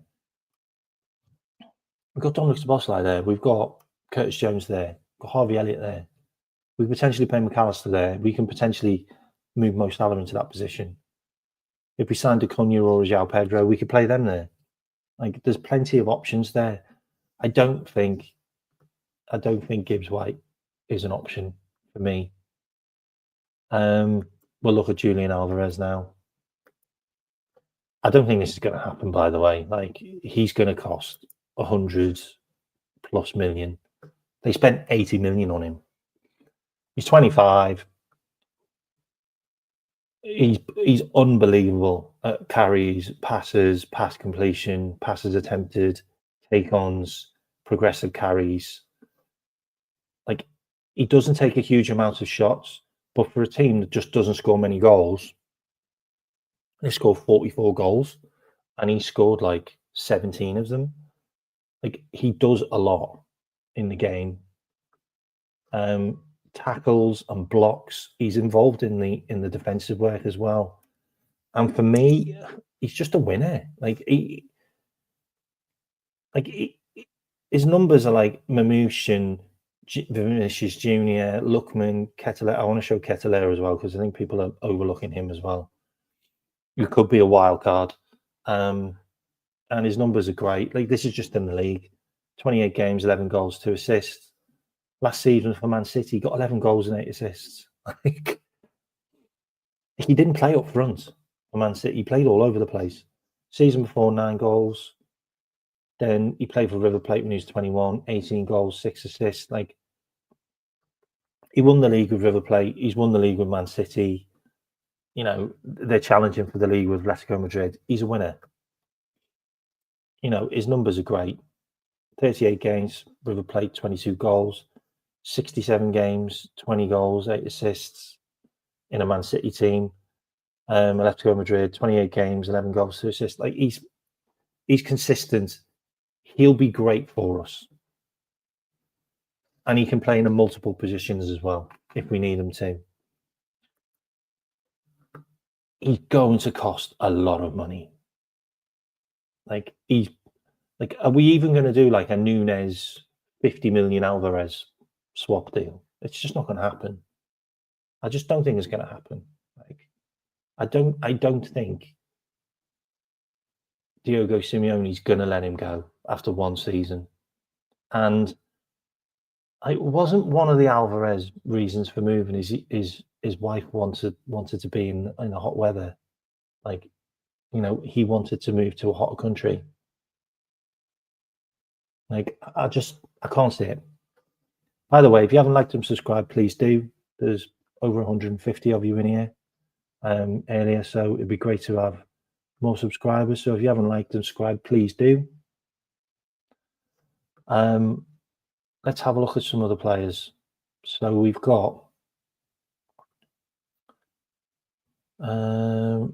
striker-wise, shall we have a look at Victor Gyökeres? Everyone's talking about this guy as well. Okay. Having another sensational season at Sporting, who are top of the league, probably going to win their league. He's got 28 goals in 25 games. His numbers are off the scale. Like, but defensively, nothing defensively. He is just a pure goal machine, battering ram. Like, 80% pass completion in the final third is phenomenal. His numbers are crazy. Like, Kylian Mbappe, Isaac, Boniface, like, all his numbers just sit with those guys. 25 games, 28 goals. Season before, 33 games, 29 goals. In the Championship, 46 games, 21 goals. 45 games, 17 goals. Like, his numbers are there. Like, they really are. He's 26. He also plays with Isaac for the Swedish team, by the way. They've got some forward line they have. Even though they got beat last night by Liechtenstein, I think. I know, they got beat by Liechtenstein. For me, he is a type of Haaland signing. Like, he's not involved in the play. Like, he's just the goal getter. Like, he's also a Portuguese striker coming to Liverpool. We haven't had great Portuguese strikers coming to Liverpool. Darwin Núñez and Luis Diaz. Portugal is a poor league. Players scored a lot of goals there, move to other clubs, and don't do it. The thing that gives me hope, he did it in the Championship. It's a hard place to score goals in the Championship, and he's done it there. And he's moved abroad to a big club. In the context of things, Porto are in the Champions League, and he scored goals for fun. If he cost 60, 70 million, I would be happy to take that risk for me on him. I think he could do it. I think he could do Isaac numbers. I do. I think he could score 20 goals in the Premier League. He doesn't get involved in the game. You're absolutely right. He's more of a Haaland type player. But he scores a lot of goals, and his passing's great, and his progressive carries are good. Like, I just don't feel a Portuguese player, another Portuguese player, another Portuguese signing from Portugal is a bit risky. But he did it in the Championship, and that's what gives me a bit more hope. He scored 17 goals and 12 goals in the Championship. Like, so he scored goals there, went abroad, and then started banging 25, 28 goals. Like, I get it. I think he's probably United bound as well, if I'm honest. We'll see. But I think he's 70, 80 million pounds. There, a lot of money. You go 20 million more, you might get Isak. Like, he's done it. He's been there, done that. Like, he's been the main guy. Like, single-handedly dragged Newcastle Champions League, got him into the Champions League. You know, he won him a cup. You know, I think his numbers are there. Like, he's 25, he's a year younger. He's also Swedish as well, by the way. I mean, Gabriel Jesus was good for Man City. Like, he was a good player when he was younger. Jesus, like, he was. Like, I just think everything with João Pedro really fits the Liverpool system, Russell. I really do. Has he got 50? Is he available for that much? It's a weird one. Okay, so if he's available for that much, why hasn't anyone bought him? Like, if Isak goes, then Gyökeres is a perfect signing for Newcastle, for me. Like, that would make a lot more sense. He goes in and replaces Isak. Like, and Newcastle make a shit ton of money. Make another 50, 60 million. Like, on top of that, and spend some of the Isak money on Gyökeres. That makes sense. That makes perfect sense. Let's suggest that to Newcastle. Another forward that I want to look at was this guy. He's not number 9 though. He's number 10. So Koku is also another really good player for me. So this guy was pretty much 80% done deal going to Liverpool from Feyenoord, but we found out that Dominic Szoboszlai had a release clause, and he was also available to leave. So we just dropped this one like a hot potato and went straight for Szoboszlai, and Koiku went to Benfica. So let's have a look at his numbers. He's a good player. Like, I do rate him. He's an attacking midfielder. His numbers are good. Progressive carries are high. Successful take-ons are decent. His pass completions 60, 76%, and final third. Shot creating actions are really good. His shots are good. Doesn't do a lot of defensive work. It's not the way the team plays. So Benfica, second in the league. He's still only 23 as well. I didn't realise he was that young still. 6 goals, 4 assists, and 7 goals, 8 assists. And obviously, when he was at Feyenoord, 8 goals, 2 assists, and 7 goals. Like, he was with Feyenoord for a long time. Like, he came through their youth team. Slot knows him really well. They sold him. They sold him before they won the title. But he was with them when they won the cup. So he's one of his main guys. 119 games, Feyenoord, 23 goals, 21 assists. 51 games for Benfica, 13 goals, 12 assists. He's a good, solid player. I think we could get him for probably about 50 million. I think they paid 30 million for him. He might have paid less actually. But I think he's a player that we could get. He's also a player Slot's worked with before. So I think that's an interesting one. Who else have we got? I think we've got Ekatike. Oh, yeah, I want to bring this guy up as well, actually. So this guy, we are linked with, and he's also from Feyenoord. I'm just going to call him Igor because I can't pronounce the second name. He's a Slot signing. His numbers aren't fantastic, but his assists and his defensive work's good. I mean, his numbers aren't that bad actually, to be honest, because shot creation actions 3, and he has a lot of shots. His numbers aren't great on here, but he's still done 9 goals and 9 assists this season, and he got 9 goals and 3 assists the season before, and then 7 goals and 5 assists. So, I mean, his numbers are still decent. Like for Feyenoord, 84 games, 25 goals, 17 assists. I mean, that's not bad at all. Like, and he's more pacey winger. Anyway, he'd be a cheaper option.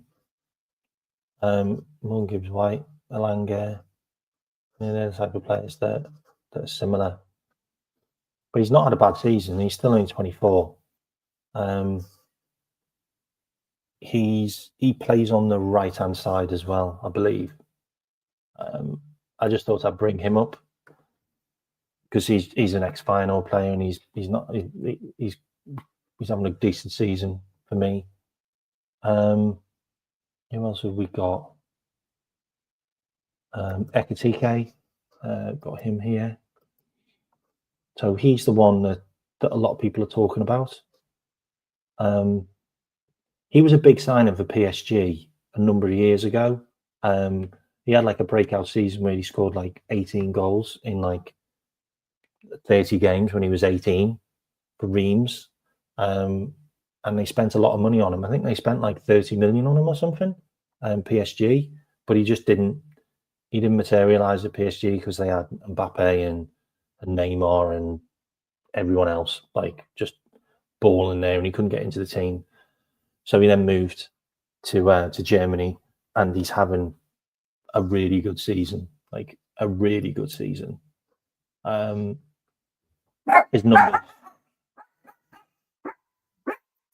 His numbers are sensational. I'm just going to go on mute.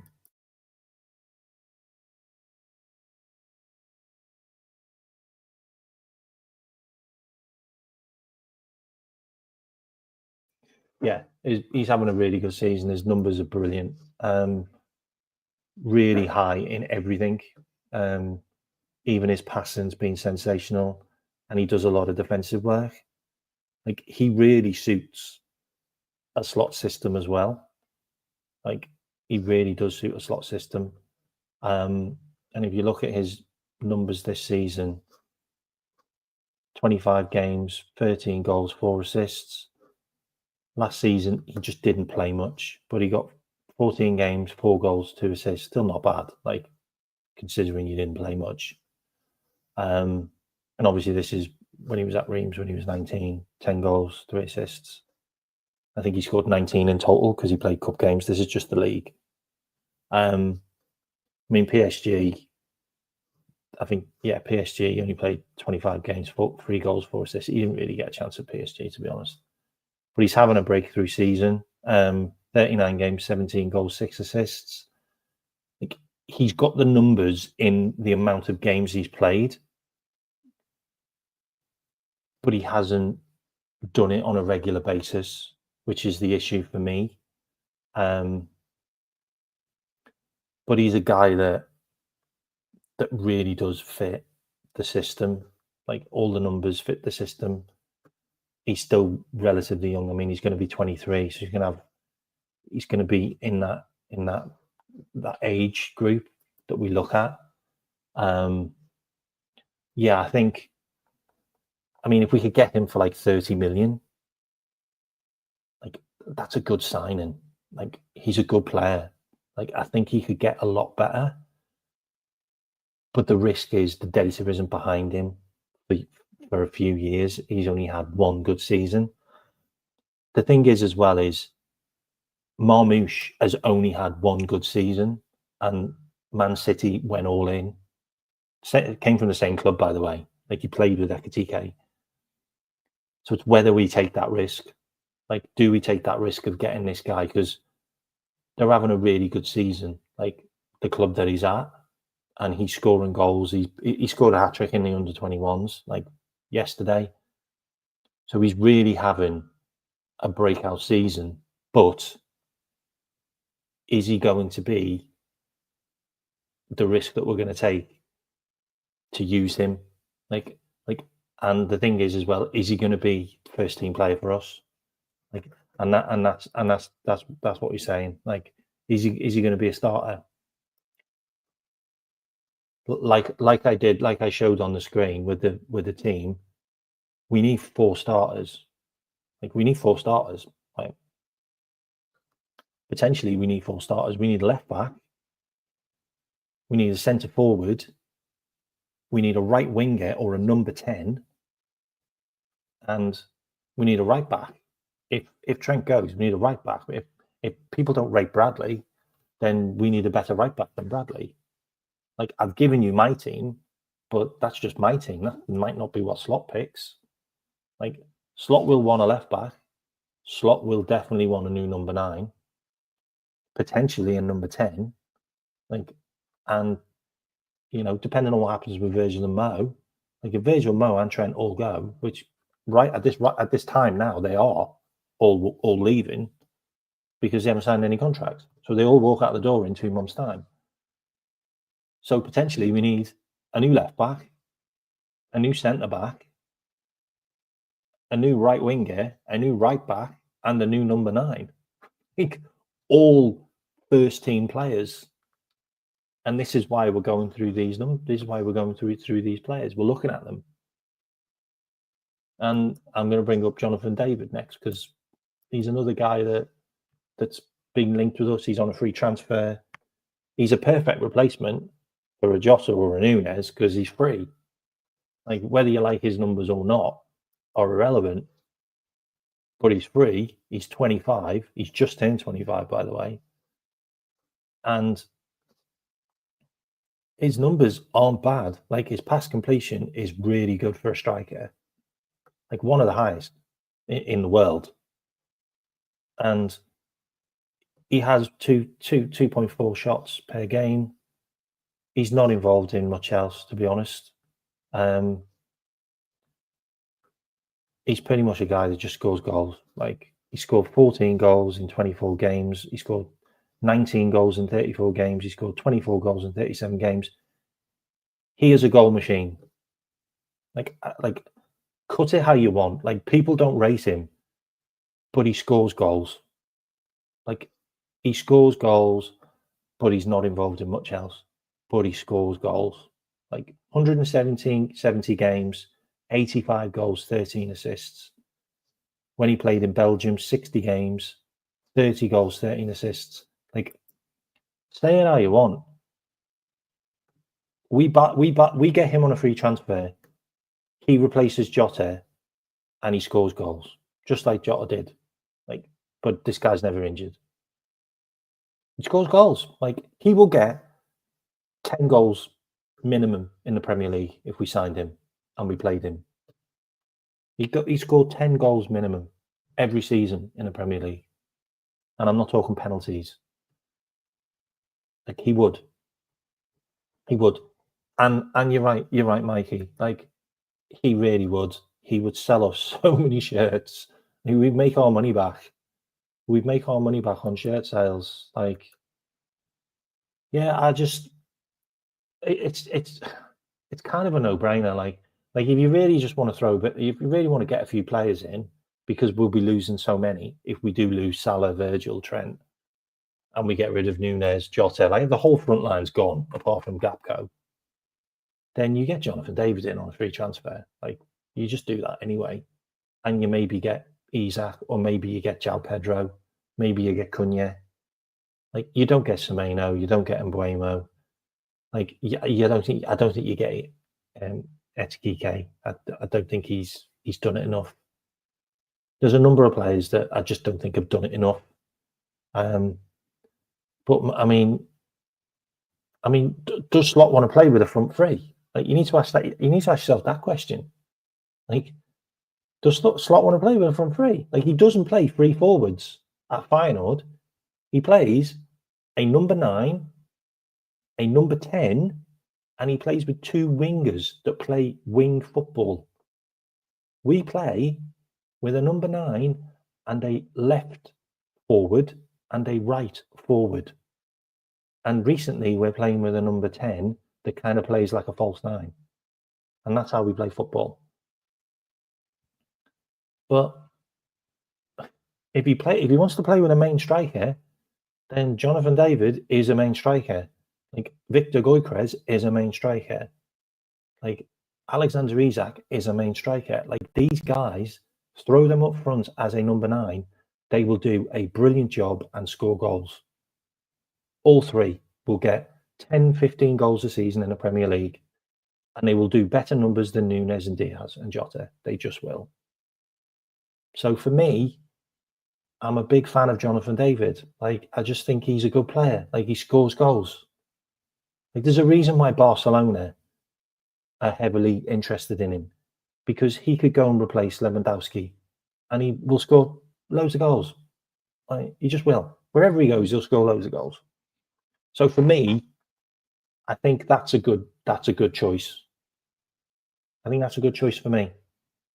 25, he's about to hit prime.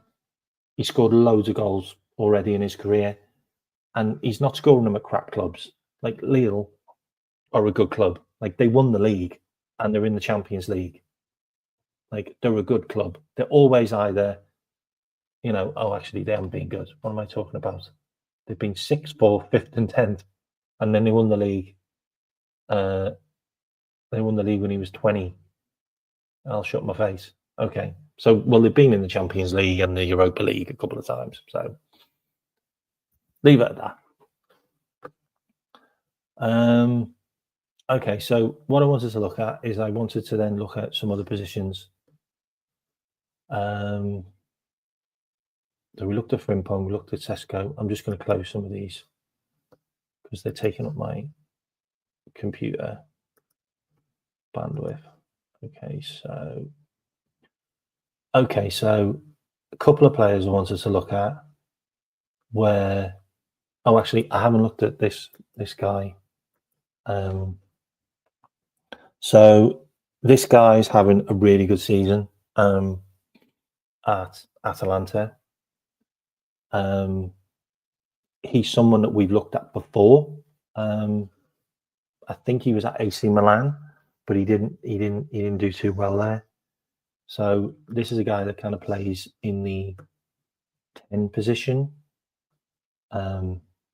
Numbers, everything cries out, fits a slot system perfectly. Loads of good numbers in there. Kind of sits with a Saka, a Gordon, a Son, Pulisic, a Cherky, Kvaratskhelia. He kind of sits in that area. 28 games, 5 goals, 5 assists. Season before, 35 games, 10 goals, 8 assists. Numbers are good. Didn't have a great first season at Milan, and then obviously went to Atalanta. He obviously went from Club Bruges, 14 goals, 6 assists, 33 games when he was 20. He's still only 23. His numbers at Atalanta are decent: 63 games, 15 goals, 13 assists. In a team that doesn't play attacking football a lot of, really. Yeah. Having a good season.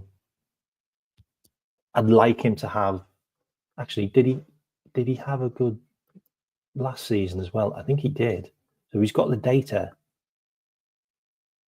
He had a better seat. Okay, this one will be on the list. That will be on the committee's list. This guy will be on the committee's list. They'll be looking at the data on him. He could be a good number 10 for us as well. He could be like another João Pedro. Like, he would suit slot system perfectly. I think he would do a great job for us. He's also quite tall as well. Yeah, 6'3". He's a big lad. Like, we need more players like that. We need bigger players, stronger players. Like, we do. Like, we've got too many powder puffs in our team that just, like, 5 goals, 5 assists. Yeah, I mean, but Atalanta, I mean, aren't Atalanta, they're not doing great this season, are they?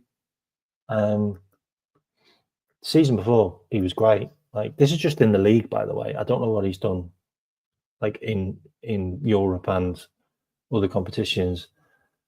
His numbers are good for me. Like, I think he'll be on their list. He's also one that's been mentioned. I also want to look at this guy as well, attacking midfielders. Really rate this guy, Reinders. I think I've watched him a few times. I think he's a good player. So his numbers, he's probably one of the best attacking midfielders in the world, numbers wise. Like, everything ticks the box for me. Like, he's a perfect slot signing. Like, progressive carries, take-ons, touches, shot creating actions. Shot creating actions, nearly 4 a game, 2 shots a game. Likes to hit one in. Like Odegaard, he kind of fits in that mold. So this season, 28 games, 9 goals, 3 assists. He's kind of, so this season he's kind of exploded a bit. Like, he's got a lot better this season. He obviously came from Alkmaar, which is Slot's previous team, so he probably knows about him. He may well have been at Alkmaar in 2020 with him, but I don't know. Don't quote me on that. But 64 games, 12 goals, 6 assists. It's not a huge amount from attacking midfielder, if I'm completely honest. But he's having a good season, and his numbers are good. I don't know how much he'd cost. Like, he's actually 27 next year. No, I don't think he's going to be one because of the age. Yeah, I think because of the age, he's probably not going to be that guy. We're also linked with this guy as well, which I'll bring up. Who's another midfielder. He plays for Dortmund.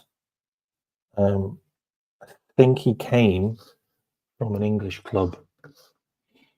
I think he was born in England. Yeah, he's 24. I think he came from Man City's academy.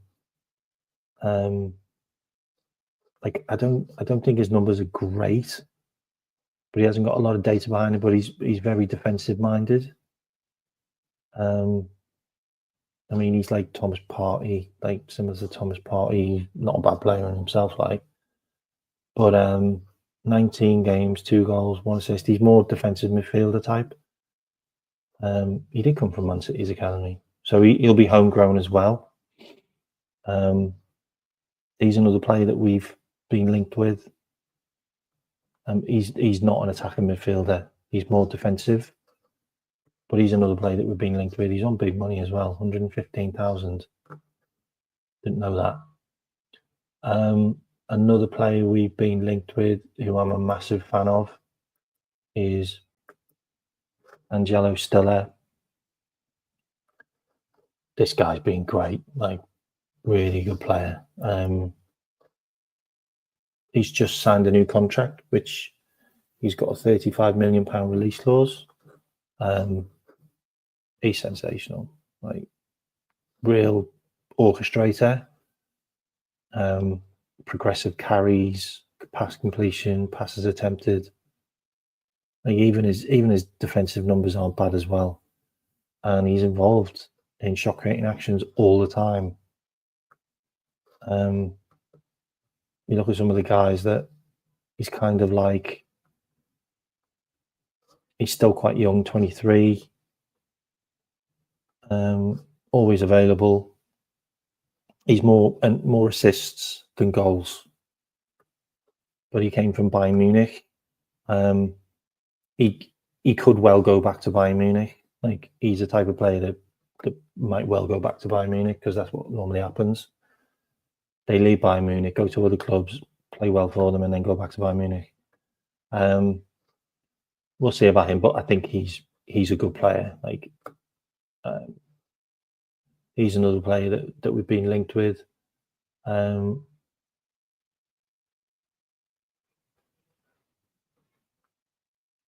There's this guy as well, which I thought I'd bring up because he's left-sided. Actually, I'm not sharing him on my screen. So there's been talks that he actually wants to leave and try something new. I think he's sensational. I think he's quite possibly one of the best left backs in the world. He's been a brilliant player for a number of years. Everything about him just screams like progressive carries. He's so attack minded. He would really work on the left side. And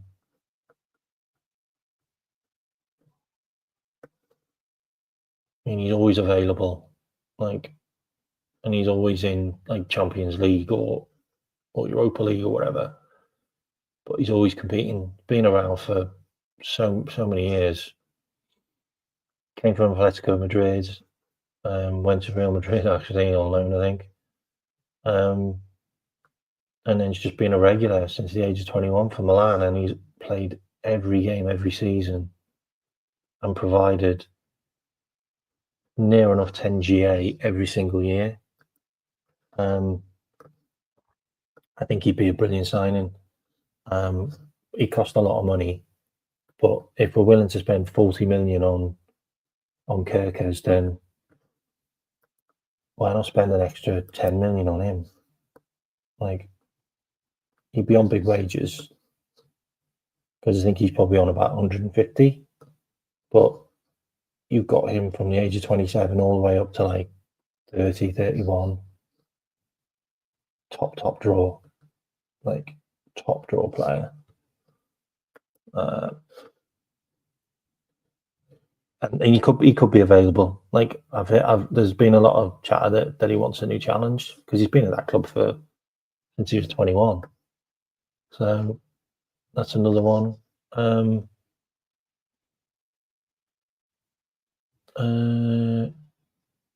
I just want to bring up another player as well.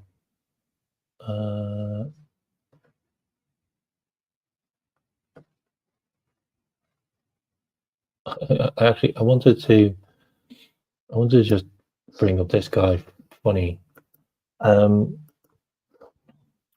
What would you think about getting him back, Nico Williams? Like, he's been really good for Forest since they signed him. Like, he has been a really good player. He's still only 23. Like, he's played. He was good for Liverpool, by the way. Like, it's just he had Trent. Like, he was never going to get in ahead of Trent. But defensively, he's sensational. Like, his numbers are so good defensive wise. He's also been played on the left, by the way, this season. He's playing as a left back this season, but he's always available. You know, not Forest having probably the best season they've had in God knows how many years, and he's been a mainstay in that team. And we probably got a buyback clause on him. I wouldn't be surprised if we had a buyback clause. I just wanted to put that one out there because he's been really good. Like defensively, he's been one of the best fullbacks in the league, defensive wise. His numbers are great. Nottingham Forest very rarely concede any goals. I think they're the best for goals conceded. So Nico Williams, he's 23. He's a good player. Like he was good for Liverpool. He just couldn't get past Trent. Like no one could. So I just thought I'd mention him. Who else have we got?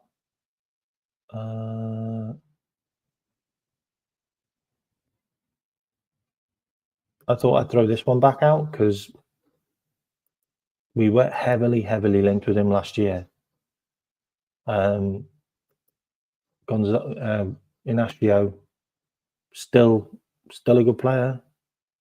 Like weirdly not involved in a lot of stuff. But has a lot of shots for a defender, tries a lot of passes for a defender, does try a lot of take-ons. Defensive wise, great with tackles, great with blocks. I mean, he's up there with some good players like Lakiba, who a lot of people want. Bremer is another good player who we've been linked with in the past. He's a centre back though. Like people say he's a left back, but he's not. He played once as a left back, but he scored 3 goals. He got 2 assists. He's good from set pieces. They're about to win the league again, so they're going to do back to back this season. And he's heavily involved. He's a good player. He's still only 23. His numbers are good. Portuguese players are good. He's a left footer and he's a defender. He could easily do a job as a centre back for us. We're looking at centre backs apparently. We'd have so much data on him through the previous committee. He's 6'1", so he's quite tall. So I thought I'd throw him into the mix. I'm also going to bring up Hato. Everyone's talking about this kid. Defensively, really good. The numbers are great there. His passing's good as well. Progressive passes, progressive carries aren't bad, to be honest. Like his passes attempted. Obviously, there's no point looking at attack and stuff, but defensive wise, he's decent. Concert is a player who he's kind of similar to. I mean, he's involved in quite a bit as well, to be honest. Like he's got 6 assists, which is pretty cool. But he is playing as a left back. He played 33 games as a 17-year-old, which I think is just unbelievable, if I'm completely honest. Like he's already got like 67 games under his belt and he's 18. Like, I mean, if you're looking at data, like he's only going to get better, isn't he? Like, he's only going to get better. He's only going to get more involved with goals, more assists.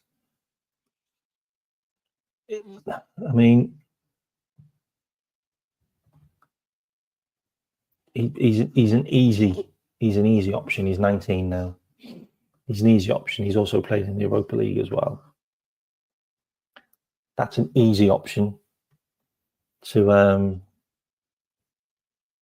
go for him. But do you want to throw a 19-year-old in as your left back, like permanently? Like is he better than Kirkes? Is he going to be better than, I don't know, like another left back? Like for me, he's back up. He could be like a Kostas Tsimikas to Robbo, if I'm honest. he's going to cost 40 million, 50 million, probably. I don't know. I genuinely don't know about him. I genuinely don't know. But we're linked with him. There's another player that we've looked at. I think we're going to end the show now because I've been going over 2 hours. I didn't realise it'd gone that long. But yeah, I've had a good look at a lot of players there. We've also looked at potential squad next season, potentially how many players could leave, potentially how much money we could get in, and some of the guys that could replace some of the players. And like we talked about, I think we need 4 starters next season. 4 starters need to come in for me. I think you need a left back. I think you need a new right back or a new right winger, and you move Mo, and you need a number 9. And the midfield can be moved around. The midfield just needs one player who's going to be a rotational player, which gives the other players rest, and that could be Angelo Stella. That could be a number of players. I had lots and lots of other players up here. I had Friend up on this list. I've got João Gomez on this list. I've got Belieber on this list. I've got Barros on this list. I've got Camavinga on this list. Humland on this list. Koku. There's a lot of rotational players that we could look at. Quinton Timber's also on my list as well. There's a Kenneth Taylor as well. There's another player that I think could work for us. I got a number of players on that list that could do a rotational midfield number 8/6. Because I think if we move a player into the number 10 position to facilitate the number 9, because I don't think we get enough out of the number 10. We don't get enough goals and we don't get enough assists out of the number 10. And he can't go past players. Then we need Dominic Szoboszlai will probably be used in the midfield, and maybe you rotate more. And if you're going to lose an Endo, a Morton, potentially an Elliott, you're going to be 1 down, I think. So you'll need 1 more. So for me, look, I think he's a good player. I know the one you mean from Monaco, but he's still young and he's not played enough games. He hasn't got the data behind him. He's a good player though. I think he could be very, very special in the future. So maybe we go and get him, and he's a rotational option. That could make a lot of sense. But yeah, I think we need 4 first-team players, and we need a guy that's going to be a winger. We need a winger on the right-hand side for me. Mo isn't going to do that next season for me. I think we go and get Frimpong. I really do think we get Frimpong, or we get another player who's got the capability to go past players, with pace, to go beyond, and make overlapping runs, not underlapping runs, but overlapping runs. And I think we use a more defensive-minded right back. I just feel that makes so much more sense.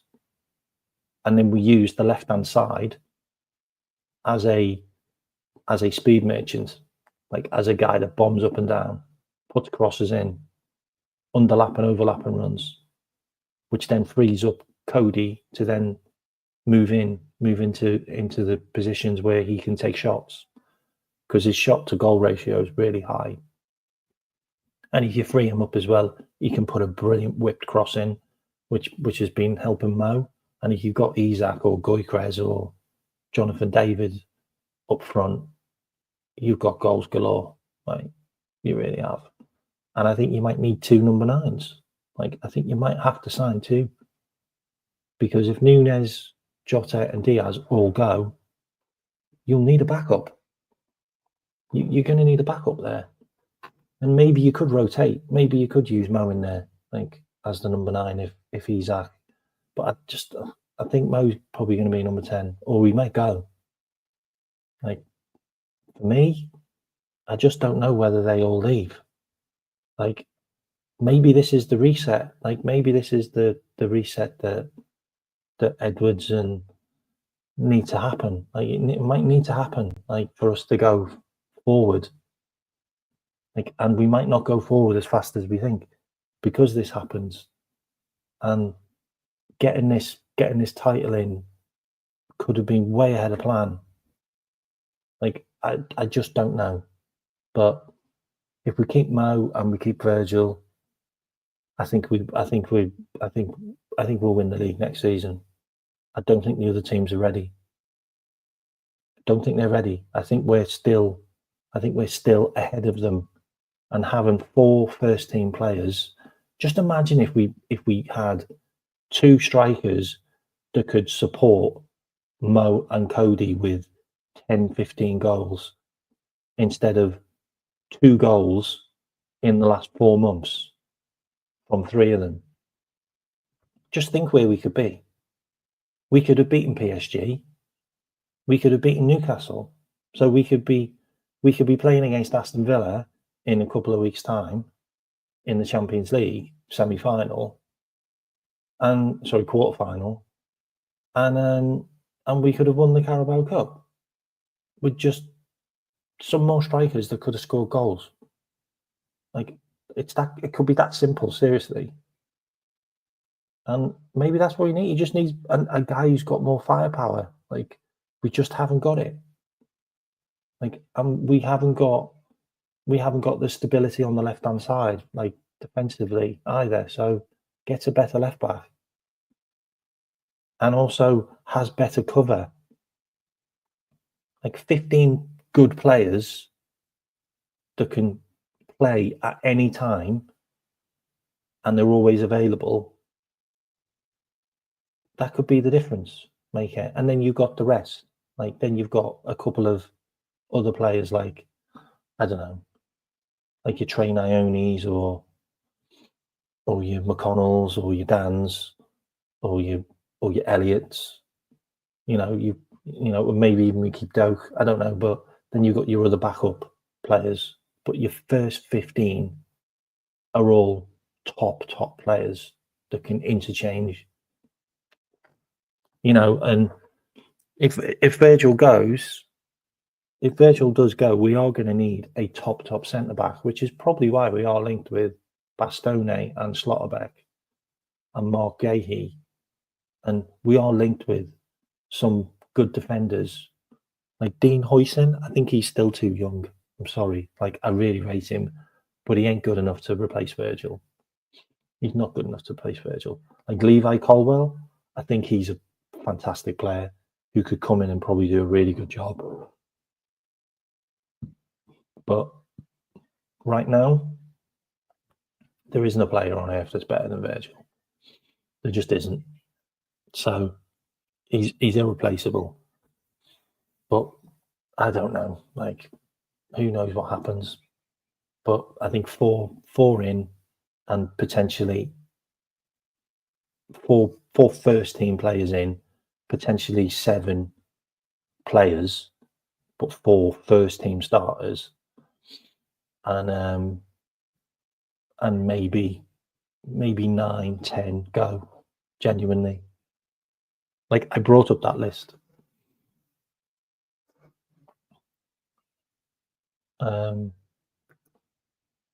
Yeah, I brought up that list. That's all the players that could go. There's 11 players on that pitch. They could all leave, and only one of them is a first team player in Trent.